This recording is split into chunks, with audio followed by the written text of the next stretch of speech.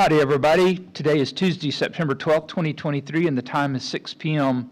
We're here for the regular session of the Coppell City Council meeting. We do have a quorum present, so I'm calling the meeting to order.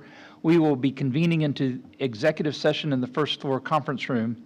At the end of the executive session, I'll come back out and announce that we're going into work session, and at that time, I'll invite the public to attend. Thank you very much.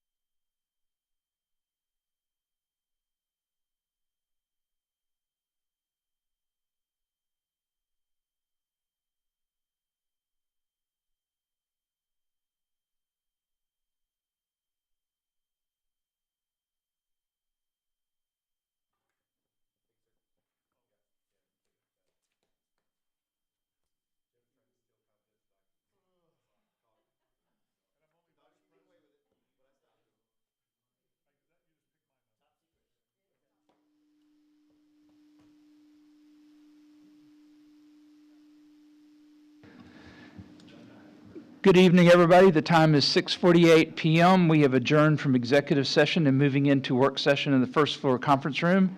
The public is invited and encouraged to join us. Thank you.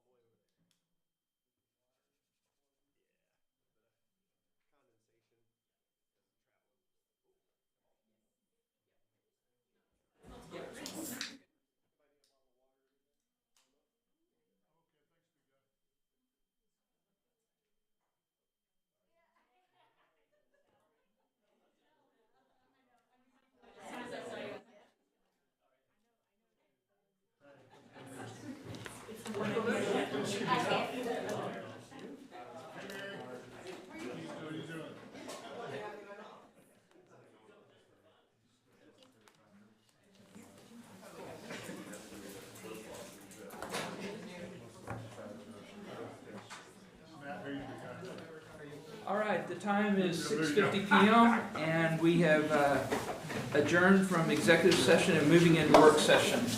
We have two items on the agenda for this evening. The first one is a discussion of the agenda items. Does anybody have anything to ask or request or comments for? I've got one, so anybody else? I have a couple of questions. Okay, go ahead. On item E, I had a question about, there's some clarification also. Slide tower, Jessica, this is on the, Yes, this is going to be Trinity Klipzig, our project supervisor, to answer this question. oh, okay, sorry. hey, on the memo it says, I guess the tower was installed in 2000 and then the additional side was added in 2011. Is the slide itself, was that also installed in 2011 or 2000? One of the slides was installed in 2000 and the other slide was installed. Okay, so there's two separate different times. And then I'm just trying to make sure that it says it's not in replacement for both of them, right? Not anytime soon. That's all I have.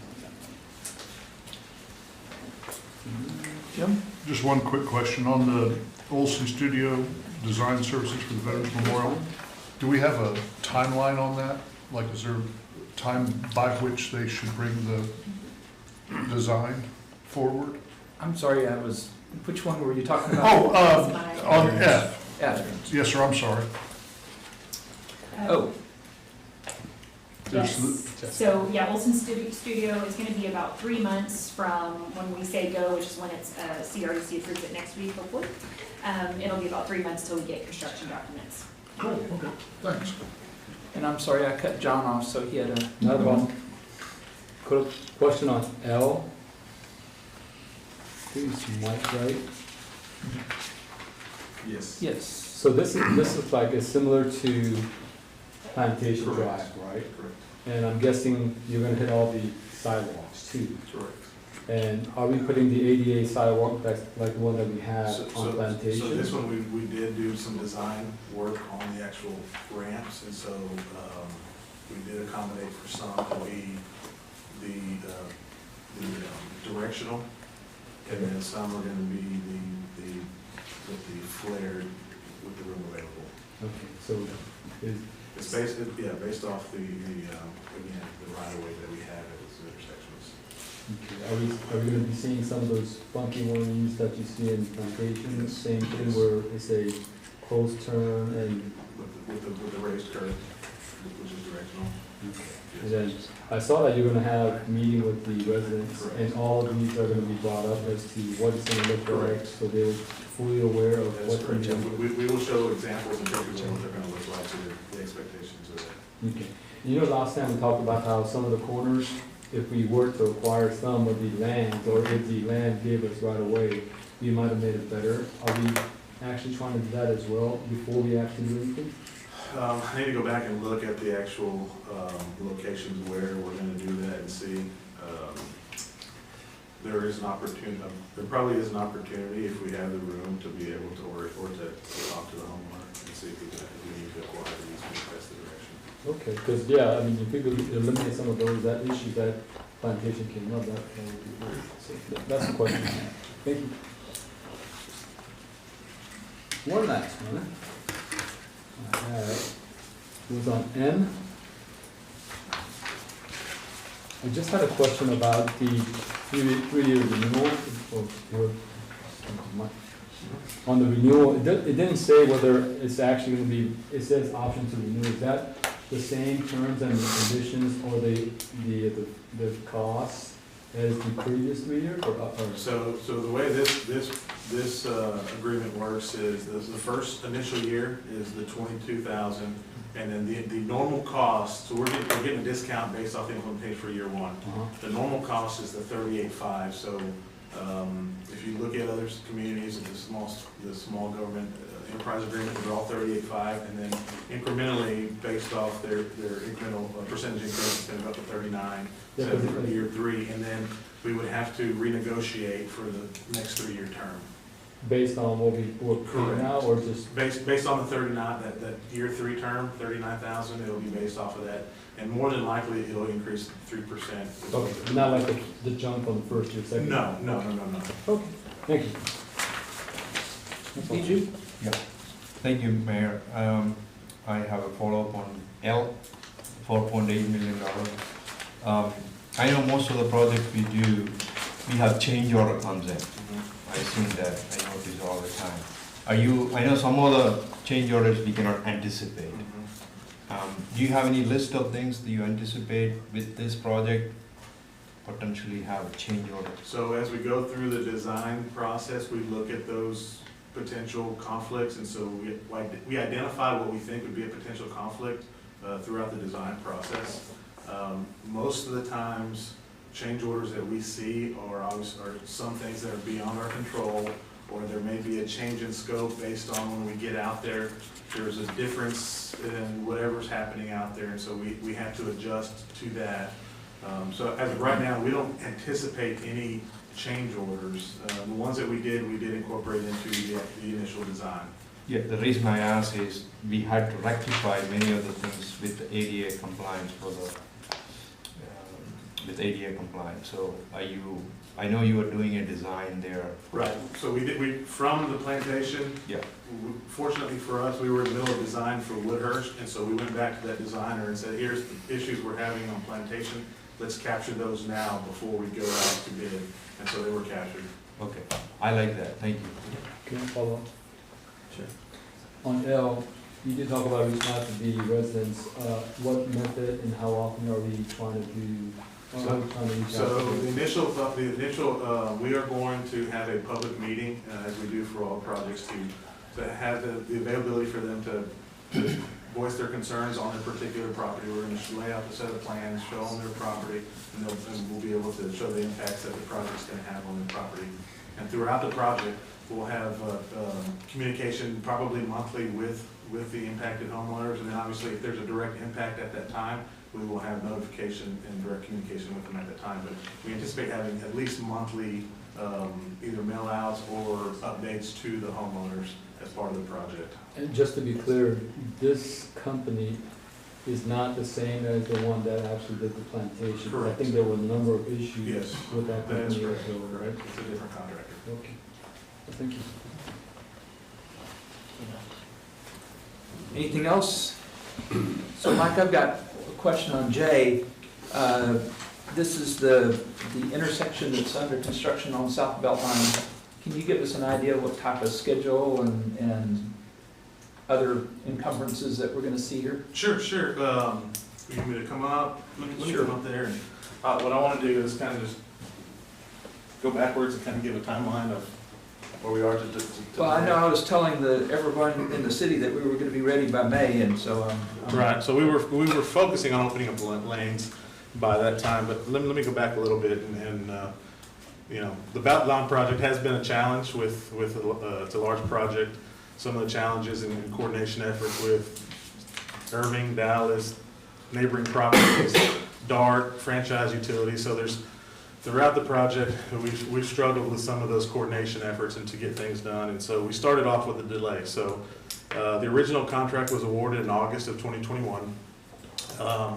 The notice to proceed didn't start until February 28th. And so between August and February, there was a delay due to franchise relocations that were not out of the way, coordination efforts with neighboring cities and traffic control plans, and then also the adjacent property owner that was kind of slowing down just for easements and constructability on the neighboring property. And so we started February 28th with a contract of 480 days.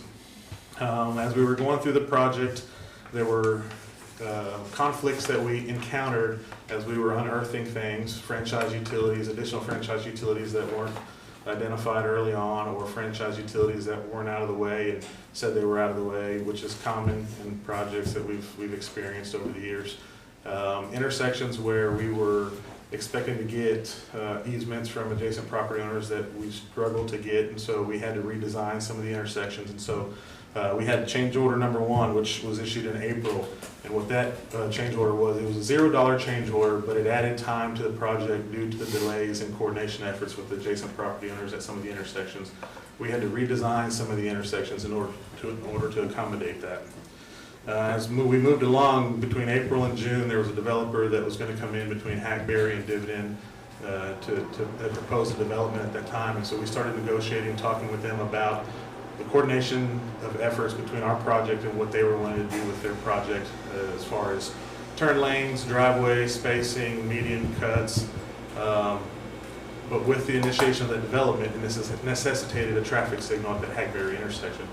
And so in June of 2013, we issued a contract amendment with our design consultant to add additional design efforts to redesign that intersection at Hackberry and Beltline to incorporate the traffic signal, as well as incorporate the developers' right turn lanes and driveways as part of our project. And so around that same time in June, we issued, at the same time we were working out plans to redesign our median landscaping to go to the more drought-tolerant water conservation effort of type medians. And so in June of this year, we issued change order number 2 to the contractor. Again, another $0 change order, but it added 35 days to the project in order to allow time for our consultant to redesign the medians and then for them to implement those changes.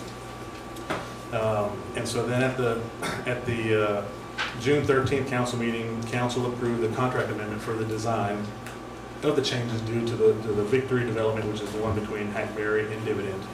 And then in August, the last council meeting, August 22nd, we issued change order number 3 to the contractor, which incorporated all those changes from the additional scope of work for the intersection at Hackberry, and then the other changes to the intersection, including the driveway locations, right turn lanes, and median changes. And so that change order number 3 added an additional 240 days, and that was to get the intersection from Hackberry to 635, which puts us, contract time, which puts us in early summer of 2024. Now, with that being said, we are working with the contractor to be done a lot sooner than early summer of 2024. We have probably, we anticipate 4 to 6 months, so probably March timeframe, April timeframe is when we really anticipate them to be completed with that last piece of the project. So with that, I'd be happy to answer any additional questions. Yeah, but that Victory development, when did we first learn about that? That was like mid last year. That right? was, it was a concept at that time. Then earlier this year, probably February, March timeframe is when it started really materializing. Fortunate, unfortunate, we were still being held up by franchise utilities down at the intersection at 635. So the timing somewhat worked out in our favor. Had we continued on, we would have been paving all the way through, and then we would be coming back and removing it. So it worked out that the timing worked out that they came, and we were still in that process of getting that intersection held out. And so that was dropped on us toward, I mean, we were well down the road. We were down the road. Literally, and figuratively. Exactly, yes. From the beginning, we had the project broken up into three phases. Phase 1 was a southbound, phase 2 was northbound, and phase 3 was going to be the Hackberry to 635 intersection. Thanks, Mike. Mike, thanks for the update. I know in our contract, there was incentives added if they finish the contract earlier for each day. Where are we with that? So there's still an opportunity with the contract extensions of the change orders. There is still opportunity for that. They've been working throughout this whole process on the project. And so if they meet those incentive days, they do have an opportunity to still get those incentives. So have we paid any money? We have not paid any incentives. Okay. Thank you. So what is the 240 days, what is the date? That date puts us out to June 29th of 2024. Now, that's where it kind of gets complicated. That is from the end of the previous change orders. So if we start with the 480, that puts us at June of 2023. That's the original contract, was 480 June 2023. The additional 120 days puts us through October. So right now, before the change order 3, the contract would have been October. From October, 247 days go out to June. But they started that portion of the project 2.5 weeks ago. So they started earlier than that October timeframe. So realistically, that shortens the time of the project. So that's why we're thinking shooting for an earlier completion in June.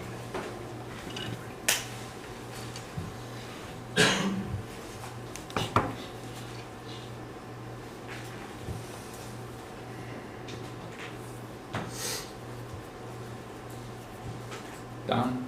I don't have anything for Mr. Garza, but on D, Hang on. okay. So is there any way we can go back out with a revised schedule? Remember back in May and June when I was asking why we were not incrementing? So the new one that's out now does have the revised phasing. We started doing that when we started this last phase, so we kind of treated this last phase as a new project related to that updated weekly worksheet. So the graph is now showing probably a 10% completion on this phase with the new, and it should show the new completion date in 2024. Okay, thank you. Don? On E, Did you say D is in dog or no, D is in E, echo? elephant. Oh, And E ends in elephant. So just, Mike, remind me, the recreational program special revenue fund, where's that one? What fund is that? It's that fund. Well, what's its source of funds, I guess? Or how did we determine, like, CRD, part of it's CRDC Yes. and So then that part of was- it's the other? So that was a fund that I think during the budget workshops, when SFE had gone over, we had some smaller special revenue funds, and the Right. council had kind of requested that we maybe spend some of those or exhaust some of those. So this is our effort to just exhaust this fund. Oh, okay. This is an old fund that's been Okay. around for many years. It used to receive old recreational programs, dollars, money from camps, things like that, and we have not really been putting anything into that for a long time, so we've been trying to exhaust that So fund. this will actually use up? This will use up that fund, will be completely Okay. exhausted, and so that way we keep some of the pressure off the CRDC from Okay, funding this sure, one. that makes sense. I didn't remember what that fund was or Yeah. how it got funded. Yes, actually. So, yeah. okay, so that's gonna do away with that one. And then on F, so the Veterans Memorial is the idea, so the design phase here is coming out of CRDC. Correct. Have we decided where we're paying, how we're paying for? We currently, so Construction. SFE is currently holding money in CRDC for the entire project. Oh, for the entire program, Mhm. okay, so we've already got some earmarked or something Correct. in CRDC. Correct. Okay, She I couldn't went ahead, remember, after your direction from the Yeah. July meeting, we have the 1.5 million. okay, I just couldn't remember how we had determined which fund it was gonna come out of, or which fund balance it was gonna come out of, so that's all I was trying to clarify. Thanks. Okay. Any other questions? Let's move on to item B, which is a presentation of the fiscal year 24 work plan. Tracy. Thank you, Mayor and Council. Have some the handouts for you of the work plan, just in case, for your reference. So I'm pleased to be here tonight we've made it to the final step in the annual planning process. And so this process began in January with your council retreat, in which you identified and prioritized the goals from the Vision 2040 strategic plan. So subsequent to that, staff has spent some time with our internal teams at the department level and then with the director team to kind of massage and clean these up to present to you the kind of the final proposed work plan for fiscal year 24. So this should look familiar. This is essentially the same document that I presented to you in the spring. And so this is kind of our last run through for council to ask any questions or provide any feedback to us. The next step in this process will be to have this for council consideration and action on the upcoming agenda. That concludes my presentation. And like I said, many of these things should look familiar. There have been very few changes to what you saw in April. It's really wordsmithing and grammatical. So if there's anything, if there's any questions, I'll be happy to answer those. If not, the document before you will be what will be on the agenda for the next meeting. Well, since you offered, I have a question. Moving Kaleidoscope to Old Town, Yes, is there going to be enough room to do it? yes. I get the impression that Andy Brown Park is pretty full. So we've been tracking attendance for that event, and we are streamlining and focusing the theming for the event itself, and so we are confident that that will be a perfect venue for that event.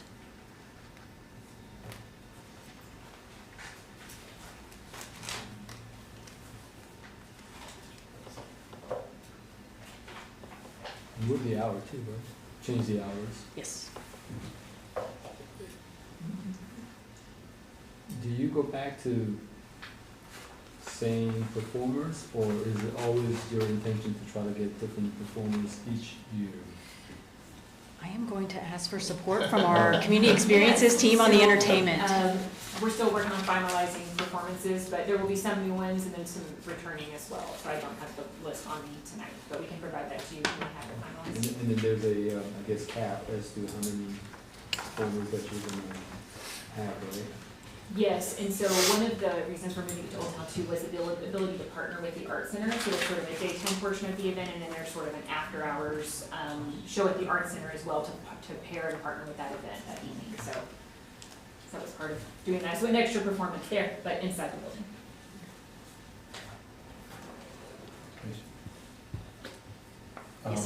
Number 3, pillar number 3, the community oasis. It says explore the dog park and neighborhood park cleanup projects and events.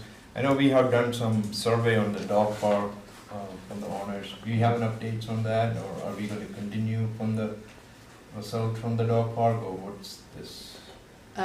Is your question around the dog park itself, or how we're... The dog park itself for the survey that we conducted? So there will be, on Friday's tidbits, there will be information related to the dog park as an update for y'all. Okay. Because we're currently in what stage of that? Design 50 to 60%. So it's in design.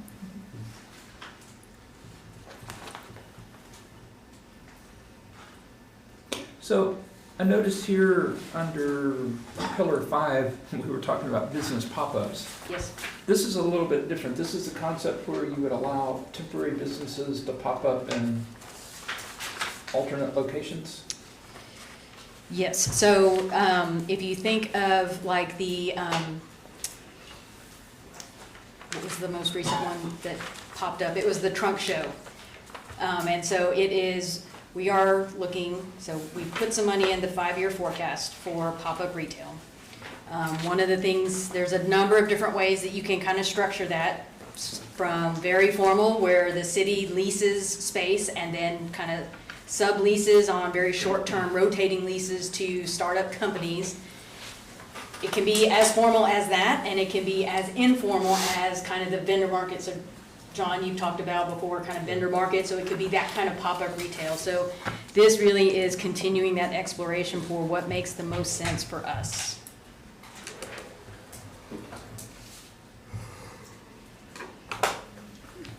Question for you, Tracy. Yes, sir. Pillar number 5, the second bullet, post voter registration drives, booths, and election education. Do you have any Yes. details on that? How are we going to approach the people who haven't registered, does not know about registration, and so on and so forth? Yes, so this would just be in conjunction with our, many of our existing special events that we have in Old Town, and have educational materials as well. So we'll have our staff on site to answer questions, hand out materials, that sort of thing, provide some additional awareness. But it would be in partnership with a lot of our existing events that we have down there. Are we going to approach HOAs to go and talk about this voter registration or anything like that, education? We hadn't thought of that idea just Okay. yet, but we'll take that into consideration. Okay, Absolutely. thank you. Jim? So, Tracy, thanks for all this. On Yes, the sir. study Old Town Coppell to determine the appropriate measures for activation of the square, Yes. I mean, I really, really want to support the businesses down there and really try to figure out what we're gonna do. Where are we in relation to that general description? So that is, we're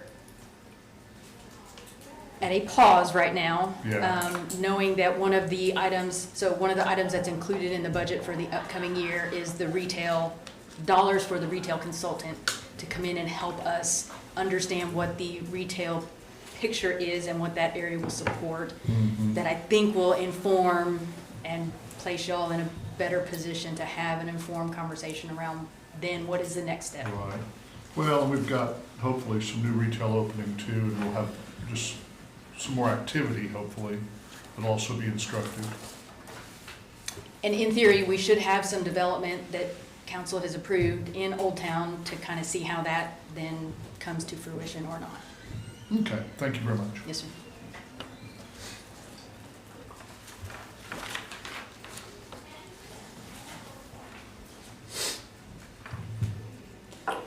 Anybody have anything else? I take it your phone is always open for questions? Absolutely, yes. Okay. All right, well, thank you very much. Thank you.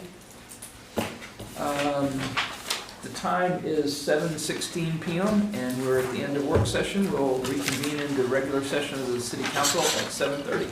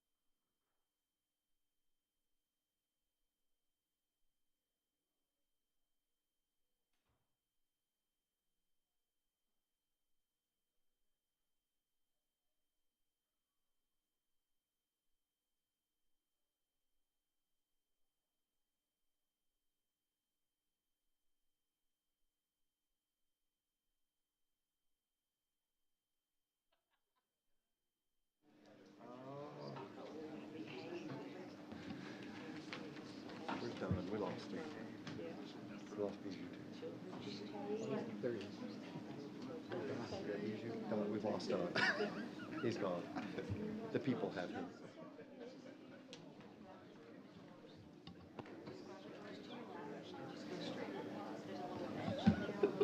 Don Carroll, please come join us. Oh, He got called to the principal's office. page.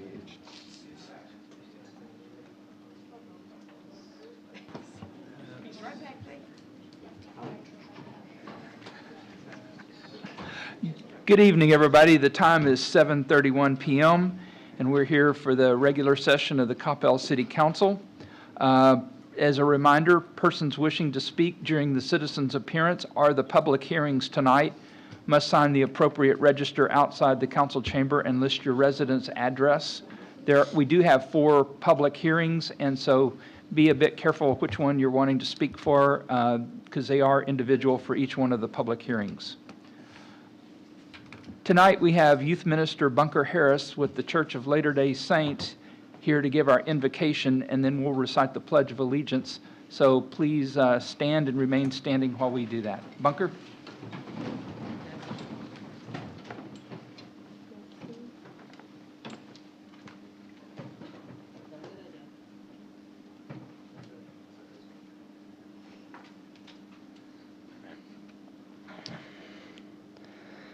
Dear Heavenly Father, we thank Thee for this opportunity for the city and the people and the elected officials to join tonight, and an opportunity to help the public and the public good.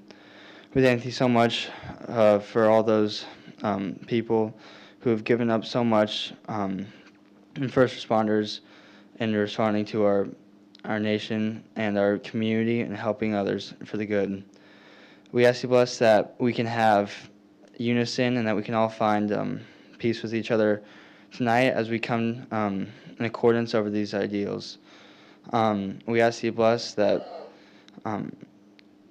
the city can find unison with its people and we can show true character tonight. And we say these things in the name of Jesus Christ. Amen.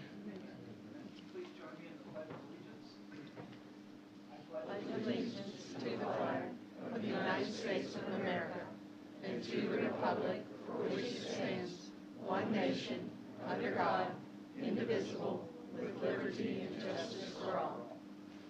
Please be seated. Yeah, he's back there.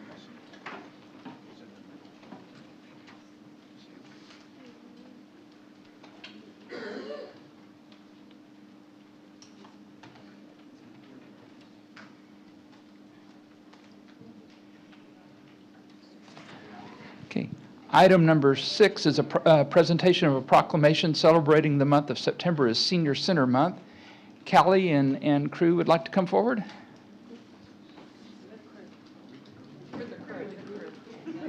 The entire crew.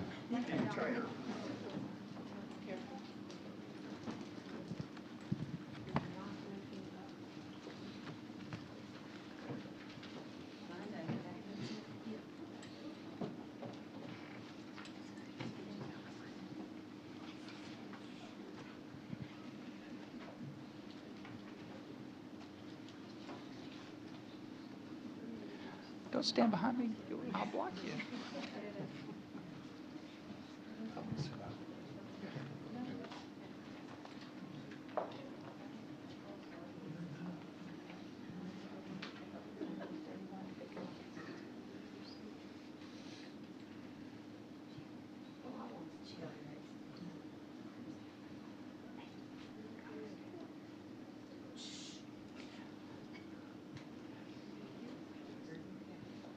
Ladies and gentlemen, whereas older Americans are significant members of our society, investing their wisdom and experience to help enrichen and strengthen their community, and whereas the Coppell Senior and Community Center has acted as a catalyst for mobilizing the creativity, energy, vitality, and commitment of older residents of Coppell, and whereas through through the wide array of services, programs, and activities, the Coppell Senior and Community Center empowers adults 50 and over of Coppell to contribute to their own health and well-being. Whereas the Coppell Senior and Community Center will continue to affirm the dignity, self-worth, and independence of adults 50 and over in Coppell by tapping their experiences, skills, and knowledge, and enabling their continued contributions to our community. Therefore, I, Wes Mays, Mayor of the City of Coppell, do hereby proclaim the month of September is Senior Center Month in the City of Coppell, and I encourage all citizens to recognize the special contributions of the Senior Center members and the special efforts of the staff who work every day to enhance the well-being of the older citizens in our community.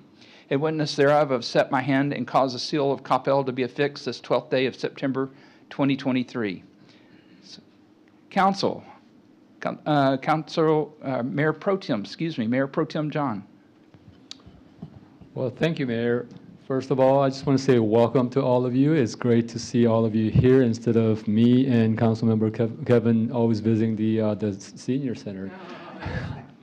And you are welcome to stay until the end of the meeting, and you're welcome to come back every second and fourth Tuesday of the month, just like we go there every fourth Wednesday of the month.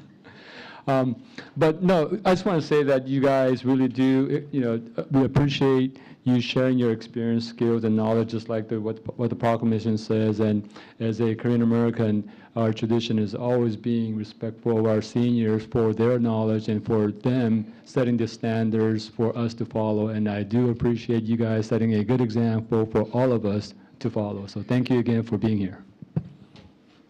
Councilmember Nevels. Yes, so I just want to thank you guys for being here. Just like Mayor Pro Tem said, I just want to say that it is a highlight of my month to be able to come out and visit with you guys and get an opportunity to not only share what's going on with the city, but learn what concerns you have and be that conduit and that connection to the city. So really appreciate all you guys do. You guys are so involved. You're so willing to help out, with things around the city, and we just really appreciate all you guys do to enrich the lives of not just the other seniors, but everyone else in the community. We appreciate you. And Council, I just wanted to warn you that it is my understanding that the seniors may be challenging us to competition pretty soon.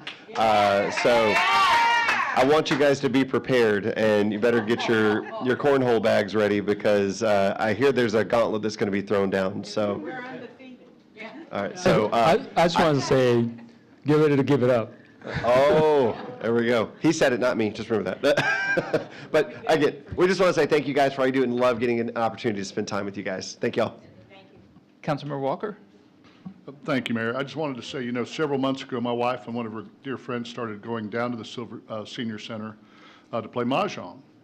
And not only have they thoroughly enjoyed it, but they've just really been amazed at what a welcoming environment it is. You show up, and no one down there has ever met a stranger. So I just want to encourage anyone that's watching or that hears about this to, if you're thinking about going down to the Senior Center and participating in one of the events and meeting some of these fine people, let me tell you, it's a fun place, it's a very welcoming environment, and there's no stranger that's ever darkened the door down there. Thank you all very much.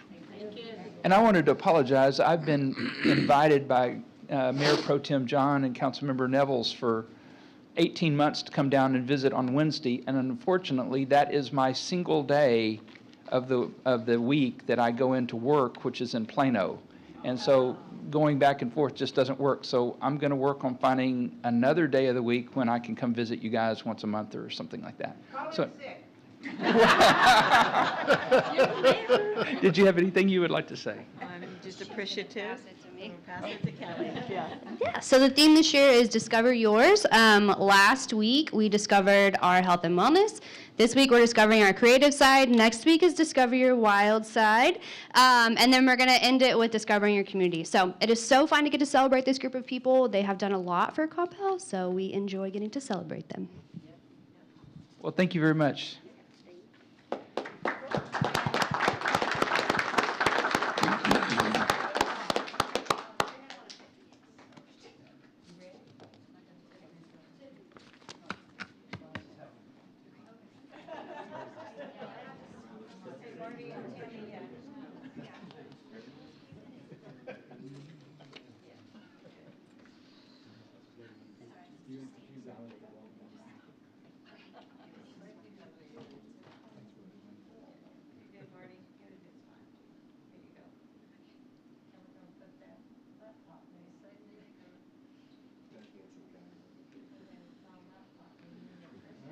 right, we got the thumbs up.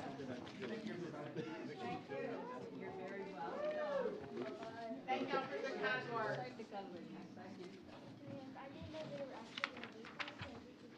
That's okay. Good job. You did great. Thank you. Really?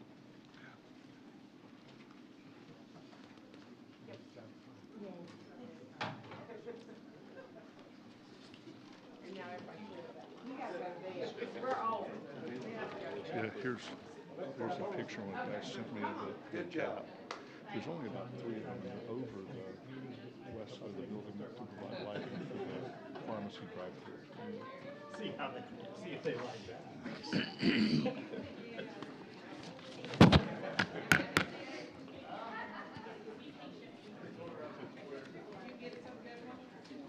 Item number 7 on our agenda is a citizen's appearance. Persons wishing to speak must sign the register and list their address. Presentations by individuals shall be limited to 2 minutes each. Persons signed up to speak shall be called in the order that they signed up. No personal attacks by any speaker shall be made against any member of the council, mayor, individual, group, or corporation. There will be no comments or deliberations from the city council due to the Texas Open Meetings Act. Once the timer sounds, the city secretary will cut and break in and make the request to the mayor and city if it would be their pleasure to extend the speaker's time an additional 2 minutes. We do have one person signed up to speak tonight, and that's Mr. Thomas Burrows.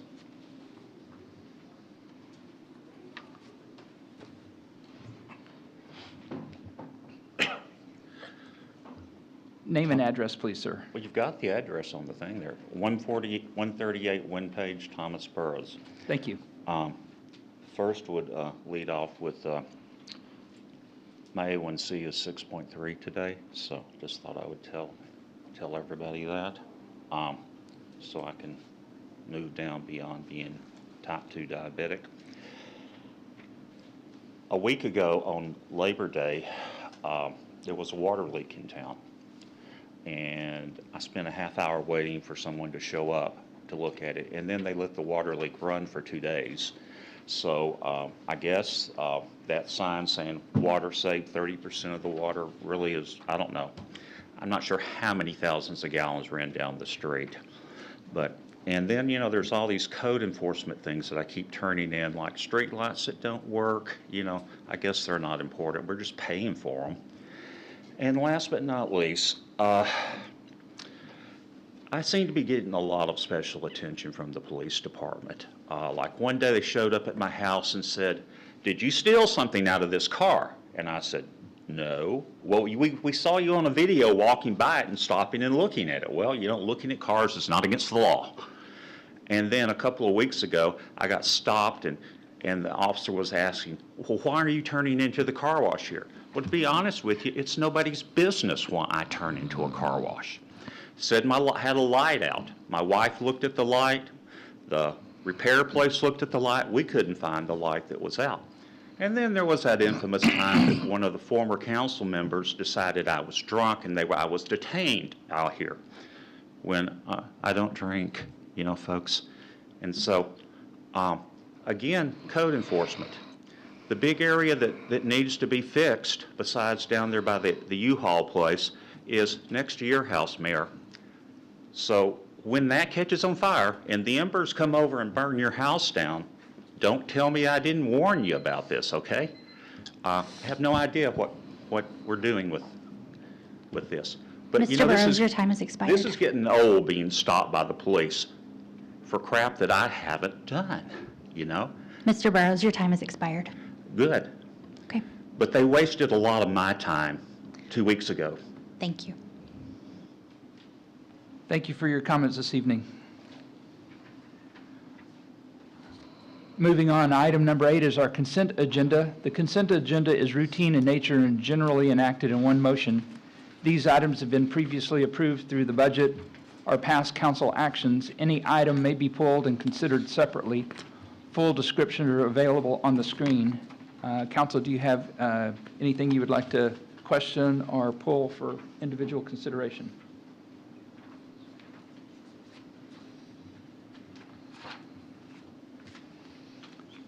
Seeing none, I will accept a motion. Councilmember Nevels. Thank you, Mayor. I move to approve consent agenda items A through N. Second by Councilmember Carroll.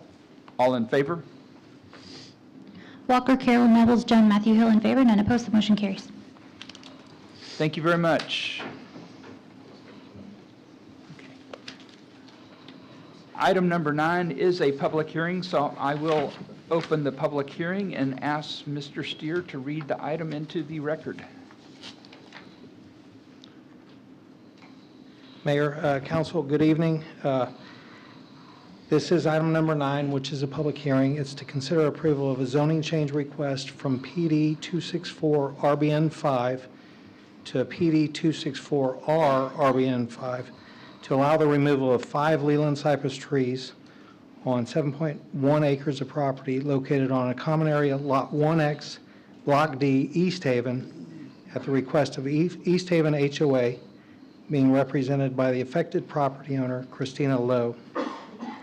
In June 2013, the zoning change to Plan Development 264 RBN 5 was approved, and this allowed for the development of 58 single-family lots and 3 common area lots. Along the east side of the subdivision, there was a 38-foot wide buffer area that was approved. The buffer area contains an 8-foot wide concrete flume, ground cover, and trees, which provide a physical and visual separation as well as accommodates drainage. The intention was to preserve as many of the existing trees as possible in the buffer area. Unfortunately, there are 5 Leland cypress trees that are negatively impacting the adjacent property to the east, specifically the backyard of the residents at 635 Cane Mount Lane.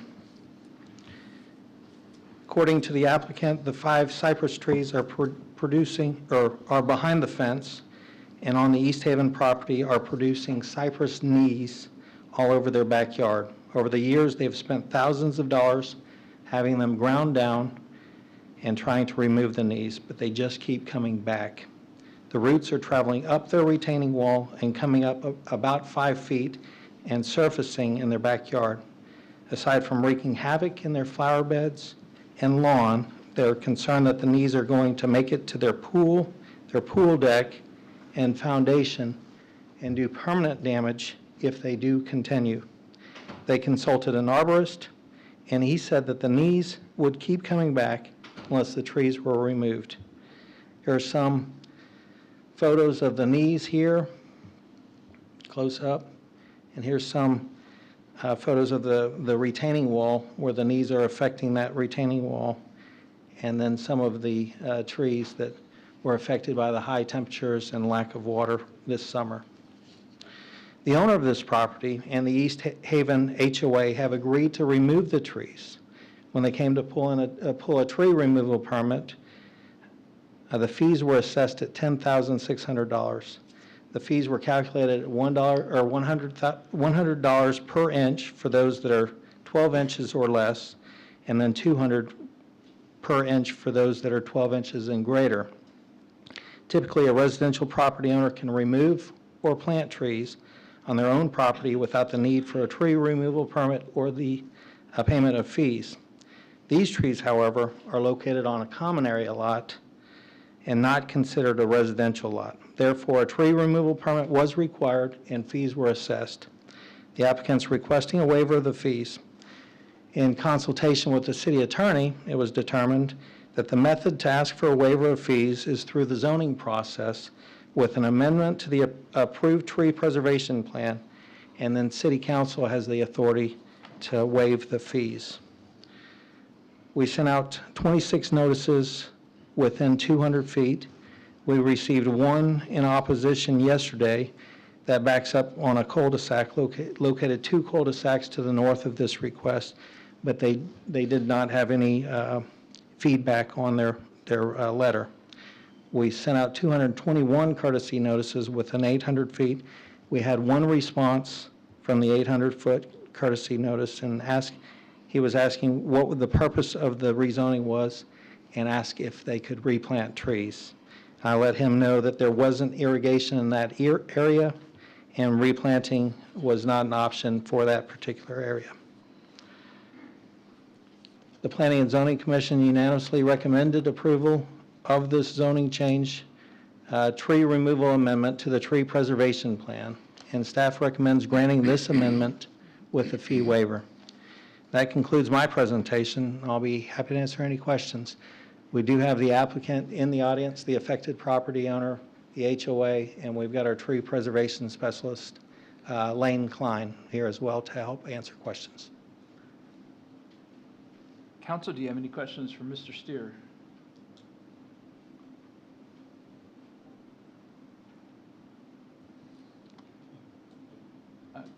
Mayor Pro Tem.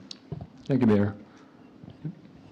Have we ever had a similar situation in other locations where we actually had the resident go ahead and apply for a permit and assess the fee and waive as well? I'm not aware of another situation like this. We have had subdivisions come in when they initially apply and come through the zoning process that we have waived fees. Okay. That's all I have. Thank you. All right. Thank you very much. Thank you. We do have two persons that have signed up to speak. Ms. Lowe, you're authorized, or you're allowed to speak on your behalf as part of the hearing. So I'll call the first person to speak is, and I'm going to really butcher the last name, but it looks like Chella Mutharathiam. I'm sorry, I know I messed that one up.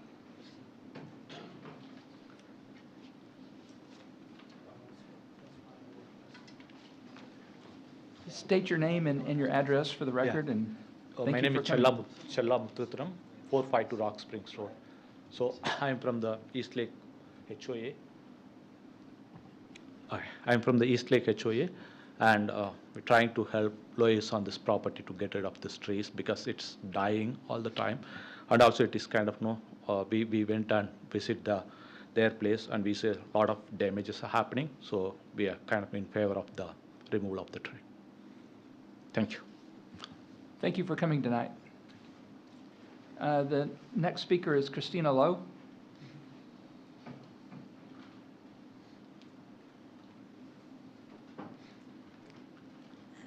I live in the house and just appreciate you Name and considering it. address, please. Christina Lowe, 635 Cane Mount Lane. And I was just simply here to answer any questions if you had any questions for me, but it sounds like there's none, so. Just tell it. Anybody? Just tell us what's on your mind. Well, basically, pretty much what was said, these trees were planted years ago, and the cypress knees had been traveling to the retaining wall up into our yard and just causing tons of problems for us and expenses throughout the years. And at this point, we're really just trying to protect our property and preserve the integrity of it, and the stone wall and our foundation and our pool. So after seeing two arborists and even talking with the city arborist, really the only choice seems to be is to take those trees out, as much as we hate to. And since there is no irrigation down there, they're really not great and healthy trees anyway, so that's about it. Thank you very much. So, thanks for considering. Matt, did you say the arborist was here? We've got our tree preservation specialist. I had my question was, does the cypress roots, are they attracted toward water? Is that? Right, yes, so they are. So they're searching for water. So when they come up, they're called knees. The roots are searching for water. Yes, sir. Okay, thank you. Council, comments? Councilmember Nevels. Mayor, just a procedural question. If we were to waive the tree mitigation fees on this, do we have to declare that in the motion, or is that already included in the? No, it's included in the item. Okay, I just want to make sure. You can approve the item number 9 as written, and that would give them the authority to do that. Okay, all right. I just want to make sure I understood procedurally. Thank you. Councilmember Carroll. Thank you, Mayor. I was, You might want to go ahead and include the fee waiver, just because what had happened at Planning and Zoning Commission was they recommended approval of the tree preservation amendment, and council is the only one with the authority to waive the fees. So I stand corrected. It would be better to make that specifically clear in a motion. Thank you, Mayor. I was just gonna say, I appreciate the HOA and the residents working to a solution in this situation. And as the owner of a couple of bald cypress, I very much feel your pain for the never-ending battle against knees in the yard. So with that, I would move to close the public hearing and move to approve item 9. number 9 with the fee waiver. And a second by Councilmember Nevels. Is there any further discussion? Seeing none, all in favor? Walker, Carroll, Nevels, Dunn, Matthew Hill in favor, none opposed, the motion carries.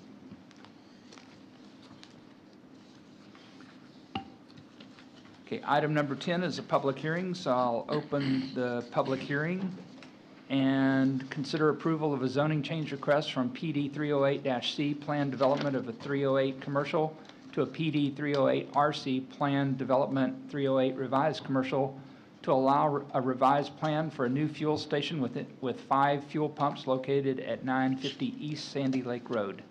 Mr. Steer. Mayor, Council, this is a repeat of a PD request that was approved in June of this year. Kroger's proposing to move the gas pumps 250 feet south, closer to the intersection as a result of the discussion at the City Council meeting. All of the previous conditions will be carried forward from the previous ordinances, with the exception of those that I'll talk through during the presentation tonight, and then I'll sum up at the end of the condition, or with the condition slide at the end of the presentation. So here's where the existing gas pumps are located, or the approved gas pumps are located, and here's where the proposed gas pumps will be located. And again, here's the approved site plan, and they're proposed to be moved to the south, closer to Sandy Lake, approximately 250 feet. The proposed route of the fuel delivery truck has changed. The previously approved route was to enter from MacArthur Boulevard for fill-up, then circle the building, and then exit onto Sandy Lake Road. And the proposal that was presented during P&Z, the fuel truck was proposed to enter the site from Sandy Lake for fill-up and then exit onto MacArthur, take a U-turn there and go southbound. After the Planning and Zoning Commission meeting and after further analysis by staff, it was determined that this turning movement was not safe nor practical. We consulted with the applicant, and they submitted an alternative that we think is safer and more practical, as this will not need to maneuver onto into inbound traffic.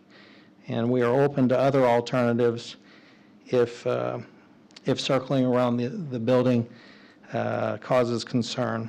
They could even circle in front of the building. We're open to other alternatives. With the new proposed location, they are increasing the needed parking variance from 11 parking spaces to 20 parking spaces. The proposed fuel center will be operational until 12 a.m. via pay at the pump, and will have an attendant from 6 a.m. to 10 p.m. during normal hours of operation as approved with the previous request. And as with the previous request, they are asking for an additional monument sign, and they've carried forward their commitment to not having any outside storage. So let me go, they are actually asking for the condition that restricted that restricted the fuel deliveries between the hours of 3 p.m. and 4 p.m. Monday through Friday. They're asking for that condition to be lifted. I'm sorry about that. So here's the aerial with the aerial of the southeast corner of the site with the proposed site plan overlaid. The new configuration shows the same kiosk size as 179 square feet, the same canopy size at 5,300 square feet. Currently, there are 347 parking spaces at the existing Kroger. They're proposing to remove 47 parking spaces and relocate a landscape island, leaving 300 spaces.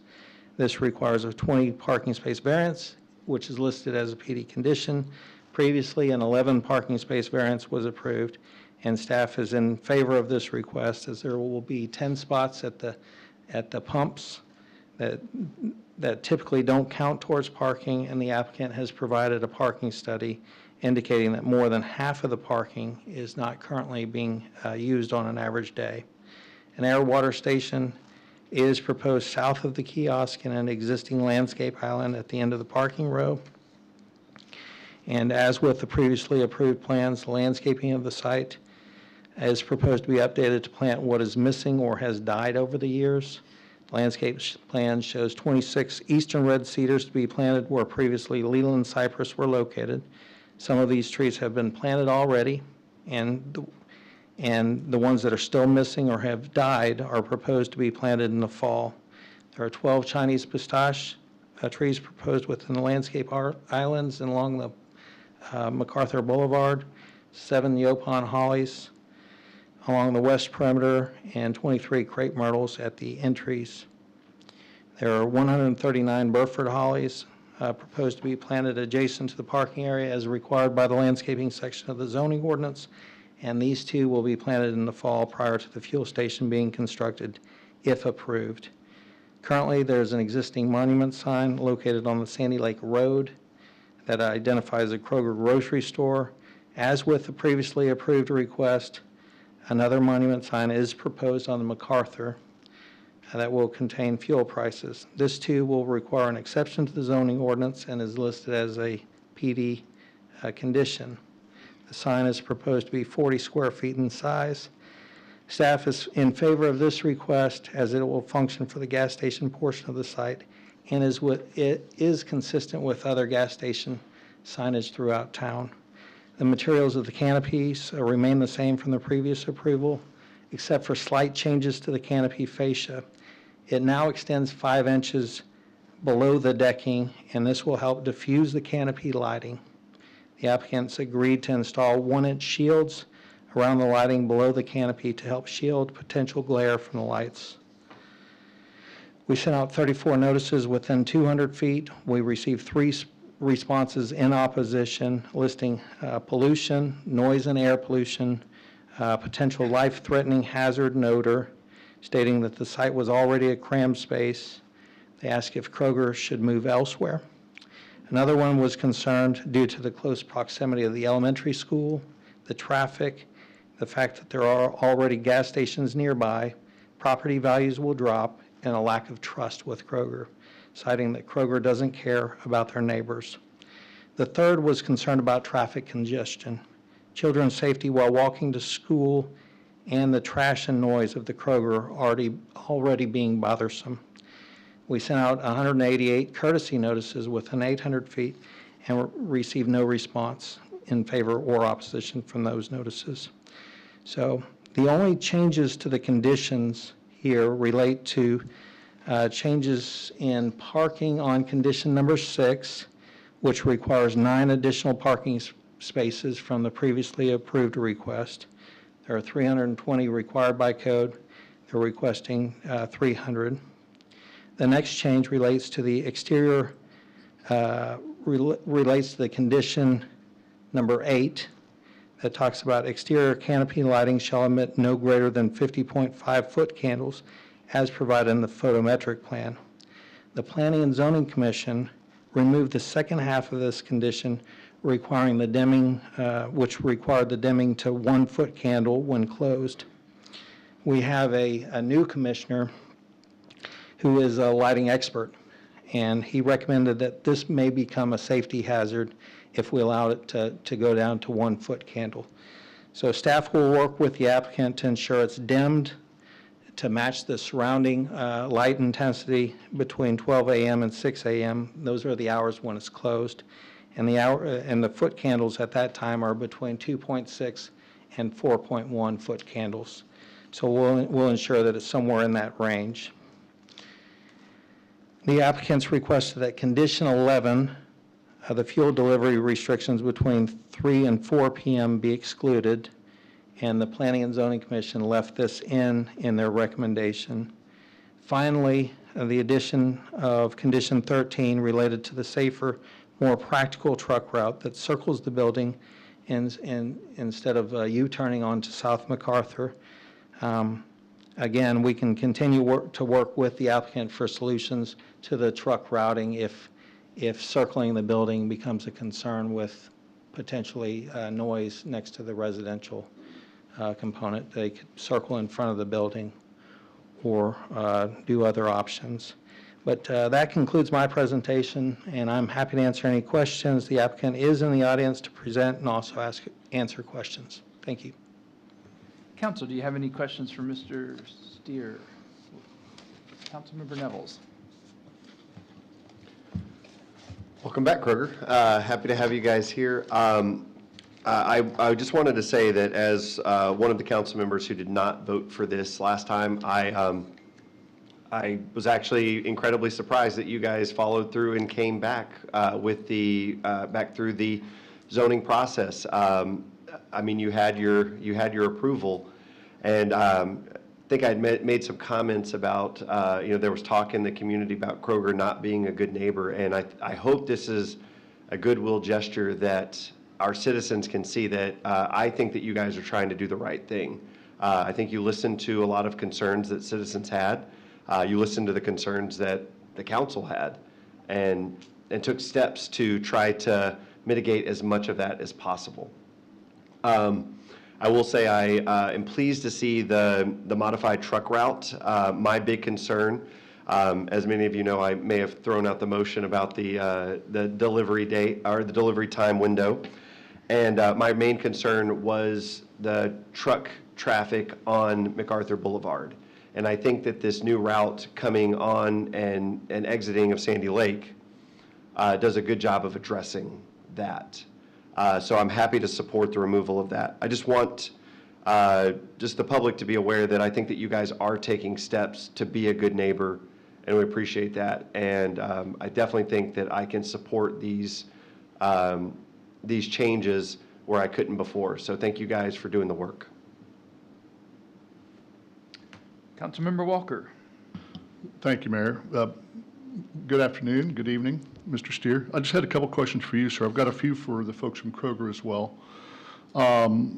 So when we were going to put the gas pumps on the northeast corner roughly of the lot, what was initially approved by council, yeah, if you can bring that up.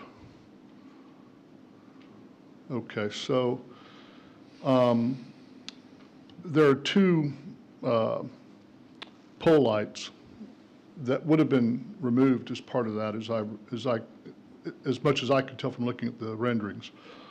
And they're at 40 feet, and I don't think that's actually code compliant. I think 30 feet would be the limit for a pole light. So now that, if this was to be approved on the south east corner, I'd like to add a condition that those two pole lights at the 40-foot height be made code compliant down to a 30-foot height. So that's one issue that I have. And then on the monument sign, just with the whole issue of light pollution being what it is there some reason that we're not asking for more downlighting on this type of monument sign instead of throwing up the light when, obviously the trend is to try to minimize uplighting as much as possible? Right. That wasn't even considered in the review of the case. But certainly, if we wanted to ask the applicant to do some I would like to downlighting on explore it. the possibility of that. I mean, some things are workable, some are not. I don't want to be completely unreasonable, just maybe partially unreasonable, but not completely unreasonable. But that is a concern I have as well. And I think the rest of my questions I'll reserve for the applicant.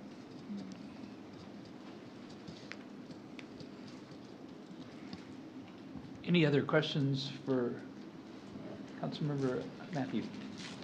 Thank you, Mayor. Mr. Steer, thank you for the presentation. Question for you, the condition that PNC approved, the fuel truck is coming through entrance and exit through Sandy Lake, right?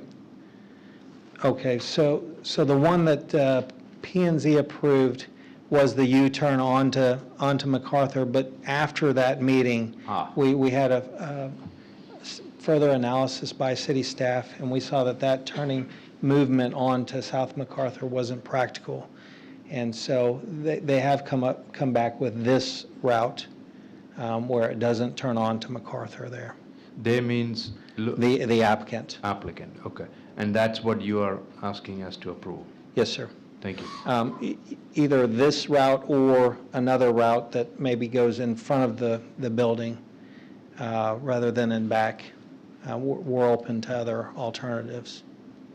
Okay, but we don't have an option, but this is the option we have today. You can leave it open-ended Okay. to where they could work with us to just provide want to have other some clarity. alternatives rather than the U-turn onto MacArthur. Okay, thank you. Mayor Pro Tem. Thank you, Mayor. Thank you, Mr. Steer, for the presentation. I just have a question about the entrance from the Sandy Lake. If I remember correctly, going into that entrance and trying to make a sharp right turn, I thought that was pretty close as to making the turn without hitting the, I guess, little bit of a sidewalk or that little corner. All right. Is that something that they're able to do without even making any modification to that? So right here, I think they were showing this as the turning radius. They put a turning template on it, and they could make that turn. They could? Mm-hmm. Yes, sir. Okay. I just remember when I was going there, it was just, thought it was a pretty close and sharp turn, so, okay.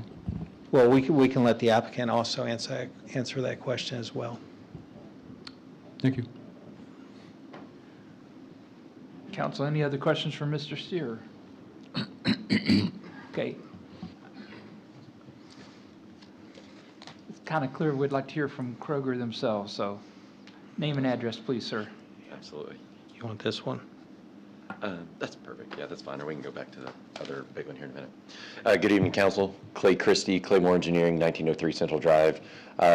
We're back here before you guys again. I know we were here before you guys worked with us, and we made a commitment to go back essentially to the ownership as we presented to you guys that evening, that we did not have the approval on the hard corner. The Kroger team, particularly Jackie that has spoke up here before, that is sitting out here with us today, she went to the owner and was able to convince that owner to open up that hard corner for us to where we could put the fuel station. And so as we communicated to staff and we communicated to you guys, we're back here today to relocate that from where it is after the concerns and everything that we received. And so the site plan that's presented to you, like we said, locates it down there on the hard corner. And I know we've kind of gone through the whole site plan and what's there and everything else, so I'll kind of just start hitting on some of the high points of what we have. In regards to the lighting that Mr. Walker brought up, first off, in the regards to the sign, up light, down light, we're open to it. We just, as long as it can be lit, that's our big concern. If we have the little arms that stick up and light it, okay. That's not a big concern. In regards to the light poles that we have that are existing on the fuel center and everything else, I'll be honest, I know that we went through some lighting stuff with Matt and everything else to try to bring that all into compliance previously. I thought that we had that all into compliance. If it is not in compliance, we will bring it into compliance, and that is just fine as well, okay? So those are two easy high points. I know you brought it up, and not unreasonable. We're willing to work with that, and that's a simple solution. In regards to the truck route, we can talk about that. So we kind of had two things. We had the one that was presented. This is great here, Matt. Thank you. This is what we presented to P&Z and the council, and here's our thought behind the reasoning for this right here, is that most of the time whenever we have truck routes and truck gets delivered there, it's either earlier in the morning or later in the evening, whenever traffic's lighter and everything else. But it could be at 7 a.m.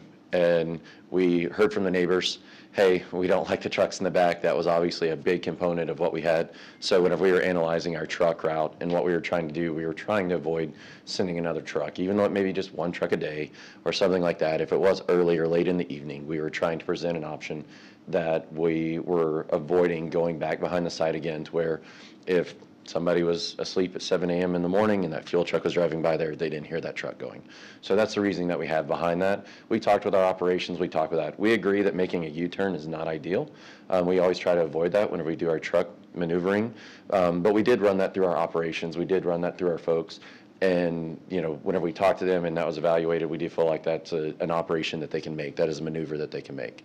That said, we did hear staff's comments whenever we talked with that and we talked with them. And they said, hey, we're a little uneasy on that. We're concerned and everything else. So we said, well, we can come up with a second option. If it does come at a busier time or the traffic's, you know, if it's a busier time in traffic, there is an alternative that we do have that is able to go around the back of the building and exit out, which is that secondary option. You know, what's critical for us is being able to get that fuel delivered. But that's the reason behind those two, and that's the reason why we presented those to both of those options to you guys. We're more than open to discuss that. The key there is to make sure that we can get our fuel delivered. I know you'd had the concern about turning in off of Sandy Lake and making that turn. So whenever we go through and we lay these sites out, we do have a pretty advanced software that actually can model the truck turning paths of the vehicles and the way they turn, and we can actually select different vehicles to where we can select the exact vehicle essentially that is of the fuel truck that is able to be made, which is a little bit smaller than, you know, the big larger trucks that make the big deliveries. But essentially it's kind of generalized as what they call a WB50. And so the truck turning template that you see on here is actually modeling that truck turning movement that we have there. We also circulate this circulation with our operations folks, like I'd mentioned earlier, and they review it to try to make sure that they're in agreements that some engineer like me just doesn't put something on paper and it doesn't make sense. So we have ran that through both of them, and we are able to make that turn. There is one thing I know that Mr. Steer had brought up as far as potentially having the fuel truck run in front of the facility. We would really go against that. That's against Kroger's deal. And the reason being is that if the store is open and if something is happening, we do want to try to keep those 18-wheelers away from our main path of pedestrian entrance. That's where everybody's walking in and out of the store. And so that's the only option that we have to us that is a really big negative for Kroger, is because of the way that goes. And then lastly, I know Mr. Nevels, that there was talk about the time from 3 to 4 and everything else. We've talked with our operations folks, and it's not necessarily that we're against the deliveries from 3 o'clock to 4 o'clock. It's more of an operations thing. And I know we talked about it on the stand, and we talked to them. And from that deal, we can go put that in our system, and we have that. The challenge is that if we have a truck that's going out and say they have 2 fuel drops, and this is the second fuel drop. Well, if they go to one fuel station and they get delayed, say a FedEx truck or something is parked on top of the fuel station, they have to wait to get delivery. Communicating that to the truck driver and everything else is going to be very difficult to where they have that. And if they can't drop from 3 to 4, what are they going to do? They're going to have to go find somewhere to park if they get there between that and we have that. Well, then we have an 18-wheeler just sitting there and waiting to drop fuel.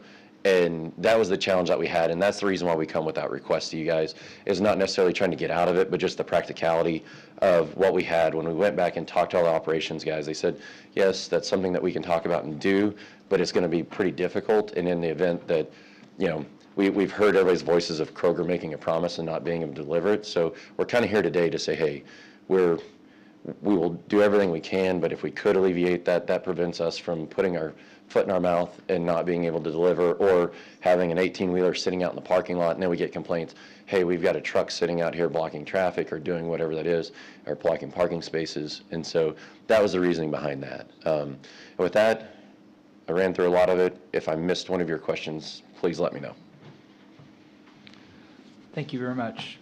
Council, Councilmember Walker. Thank you, Mayor. Thank you, sir, for appreciate all your answers to those questions. I've just got a few more I did want to discuss with you if we could. Sure. With respect to the gas station itself, you're proposing a 5-inch skirt around the canopy soffit to help, shield the emanation of the light. These LED lights are great. They're very efficient from a cost-effective basis, but they're incredibly bright. The problem is that the light that you're proposing to use, this Scottsdale Vertex, the SCV petroleum canopy light, it actually extends down about 2 inches from where it's mounted, so you're still only going to have about 3 inches of shield. Would it be possible to drop the soffit another 2 inches, from 5 inches to 7 inches, so that we would actually have 5 inches of protection? So I may have to, I'm not the architect of that building, so I don't want to mislead everything. And I can probably talk with some of my folks on doing that while we're checking on that. I know some of that'll be tough, just the way that the fixtures, the way that they mounted, but I think that the way that the fixtures are mounted, and Richard, you may have to correct me if I'm wrong, but the way that the fixtures are actually mounted under the canopy, the way they mount in the soffit is there, but they actually mount flush with the top of the canopy, and then we have that skirt that drops below it. Richard, am I saying that correctly? So the mounting is up inside the canopy, but it is actually flush with the bottom of that. So we should still have that full skirt to be able to screen that, so the light bulbs don't hang down. I'm sorry. So the part of the SCV light that's closest to the ground will still be flush with the soffit itself? I believe, Richard, that is correct. Correct. Okay. Yes, sir. Sorry, it's not my expertise, so No, I wanted to make it's sure I totally didn't want to fine. mislead you. And you've but got a that's my good team understanding with of being you, there. so Yes, sir. I don't mind you drawing upon your team for an answer. And I'm not trying to put you on the spot. I know I understand. you didn't know what I was going to ask you, so Appreciate that question. totally fair. And the problem is just that makes a difference to the people that live on the west side. And so it's very important to them that they not have that light bleed off from the gas station, now that it won't be protected by the building or shielded by the building from their homes. Correct. And one thing that we did agree to that I think, Matt, trying to add to that, we are going to put the little shields around those too as well. So that'll help drop down on those lights as well. So there's the 1-inch shields that will be on those lights. I'm sorry, on which one, sir? On the lights on the canopy, that there was going to be the 1-inch shields that would be on those lights. So we're also adding that to help with any light that might broadcast as well. Okay, good. That wasn't on any of the drawings that we saw, so that There was something that was discussed that they asked us to add to that, and so we added it. Okay, thank you. Good job, Matt. Yeah, no, that's a welcome addition. On the 40-foot poles, like you've got on the far north pole, on the 40-foot pole, you've got a small shield, but if we could bring those down to where they're code compliant at 30 feet, then I think it'll really alleviate some of the bleed of the light into the backyards of the people that live on that north side. With the lower height. So I think that's important there. I would like you to try to look at downlighting on the monument sign, and I appreciate your willingness to consider that. Okay, on the pharmacy lights, two things really. I do appreciate the effort to put shields on those 3 pharmacy lights on the west side of the building. The problem is that they're somewhat undersized for those particular lights, and they're also not attached flush with the light We're still on the working far on west that. side. Yes, Mr. Walker, we're still working on that, and we have that part of it. And some of that we had talked about was actually, and we are working with the neighbors, and what we're working on is actually lowering those lights on the actual building mount. And something that we have planned. Come on up, Richard. He's been the one coordinating it all and doing everything, so I'll turn off. Okay, good. Thank you so much. Richard Binkley, 751 Freeport Parkway. So just, yes, to answer your question, we have ordered both types of shields for those wall packs and for the exterior lights. We have those in with the correct screws. And so to answer your question, yes, we're gonna change them out to the Cooper approved shield. Okay. So that'll take care of that. So that's the first step on the wall packs. If it's not enough, we'll still work for the residents to lower them, but the first step is to get them to where they're not bleeding through. Okay. So we believe we can take care of it with the plan we have now. And we have everything in, and we're about to move forward with installation. So. Okay, that'd be fantastic. And I saw that on the far border of the property, you do have pole lights that are projecting east into the parking lot. And so my question was, would it be possible, even with the improved shielding on the wall packs, I guess there's 3 of them on that west wall, So on the west wall, you're talking about, above the pharmacy drive-through. okay, so those are wall packs, right? Yes, sir, yes, sir. So what was your question again? Well, given the fact that there's pole lights on the far western perimeter of the property that are going back into the parking lot toward the pharmacy, would it be possible to turn the pharmacy wall packs off when the pharmacy's not in operation? That's a possibility, sure. If the other ones are given enough illumination where we feel like it's safe, yes, we could do that. Okay, and I would just ask you, please take a look at it, because you're getting double illumination right now from the wall packs and then from the pole lights that are on the west perimeter as well. And they're LED lights, they're the same standard light that you have on all the other 30-foot poles, so I would think there'd be adequate illumination from a safety perspective Right. and that sort of thing. Yeah, the intent is to stay within the glare and illumination standards for all lighting, so. Okay. And then I brought some pictures, but I don't think they're necessary at this point. The trees y'all made an effort to try to plant the trees to fill in and I do appreciate that effort.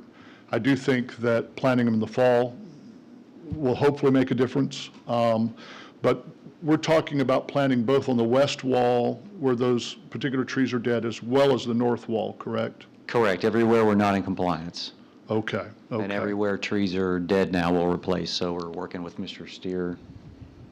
If you could address all these issues, I think it would show tremendous good faith to the neighbors that live around there, tremendous good faith to this council and to the city. And obviously, we appreciate having the grocery store there and having Kroger there. And I know there are a lot of people that are pretty crazy about the Kroger points at the fuel station, but this kind of lighting stuff and some of those LEDs are so bright that it does disturb the ability of the kind of the peaceful enjoyment of someone's backyard. Mm-hmm. And so I take that very seriously. Okay. And I hope you do too. Yes.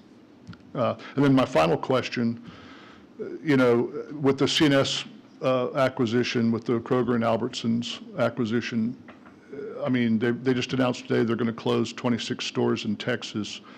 Is it safe to say that this is not one of them, given the investment that you're making? I can't speak to that, and I'm not sure we just don't know. Okay. Okay, well, thank you. That's an honest answer, and I appreciate it. Thank you all very much. Mayor Pro Tem? Thank you, Mayor. Mr. Stewart, can you go back to the monument sign?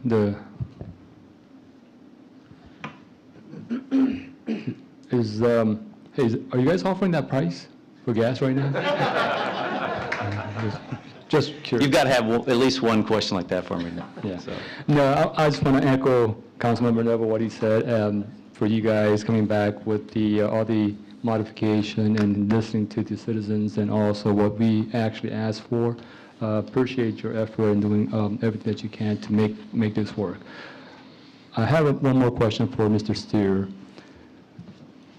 One of the conditions that we have, number 12, if warranted, the installation of the fuel bays, the owner and the occupant shall fund the share of the cost of the install of the traffic signal.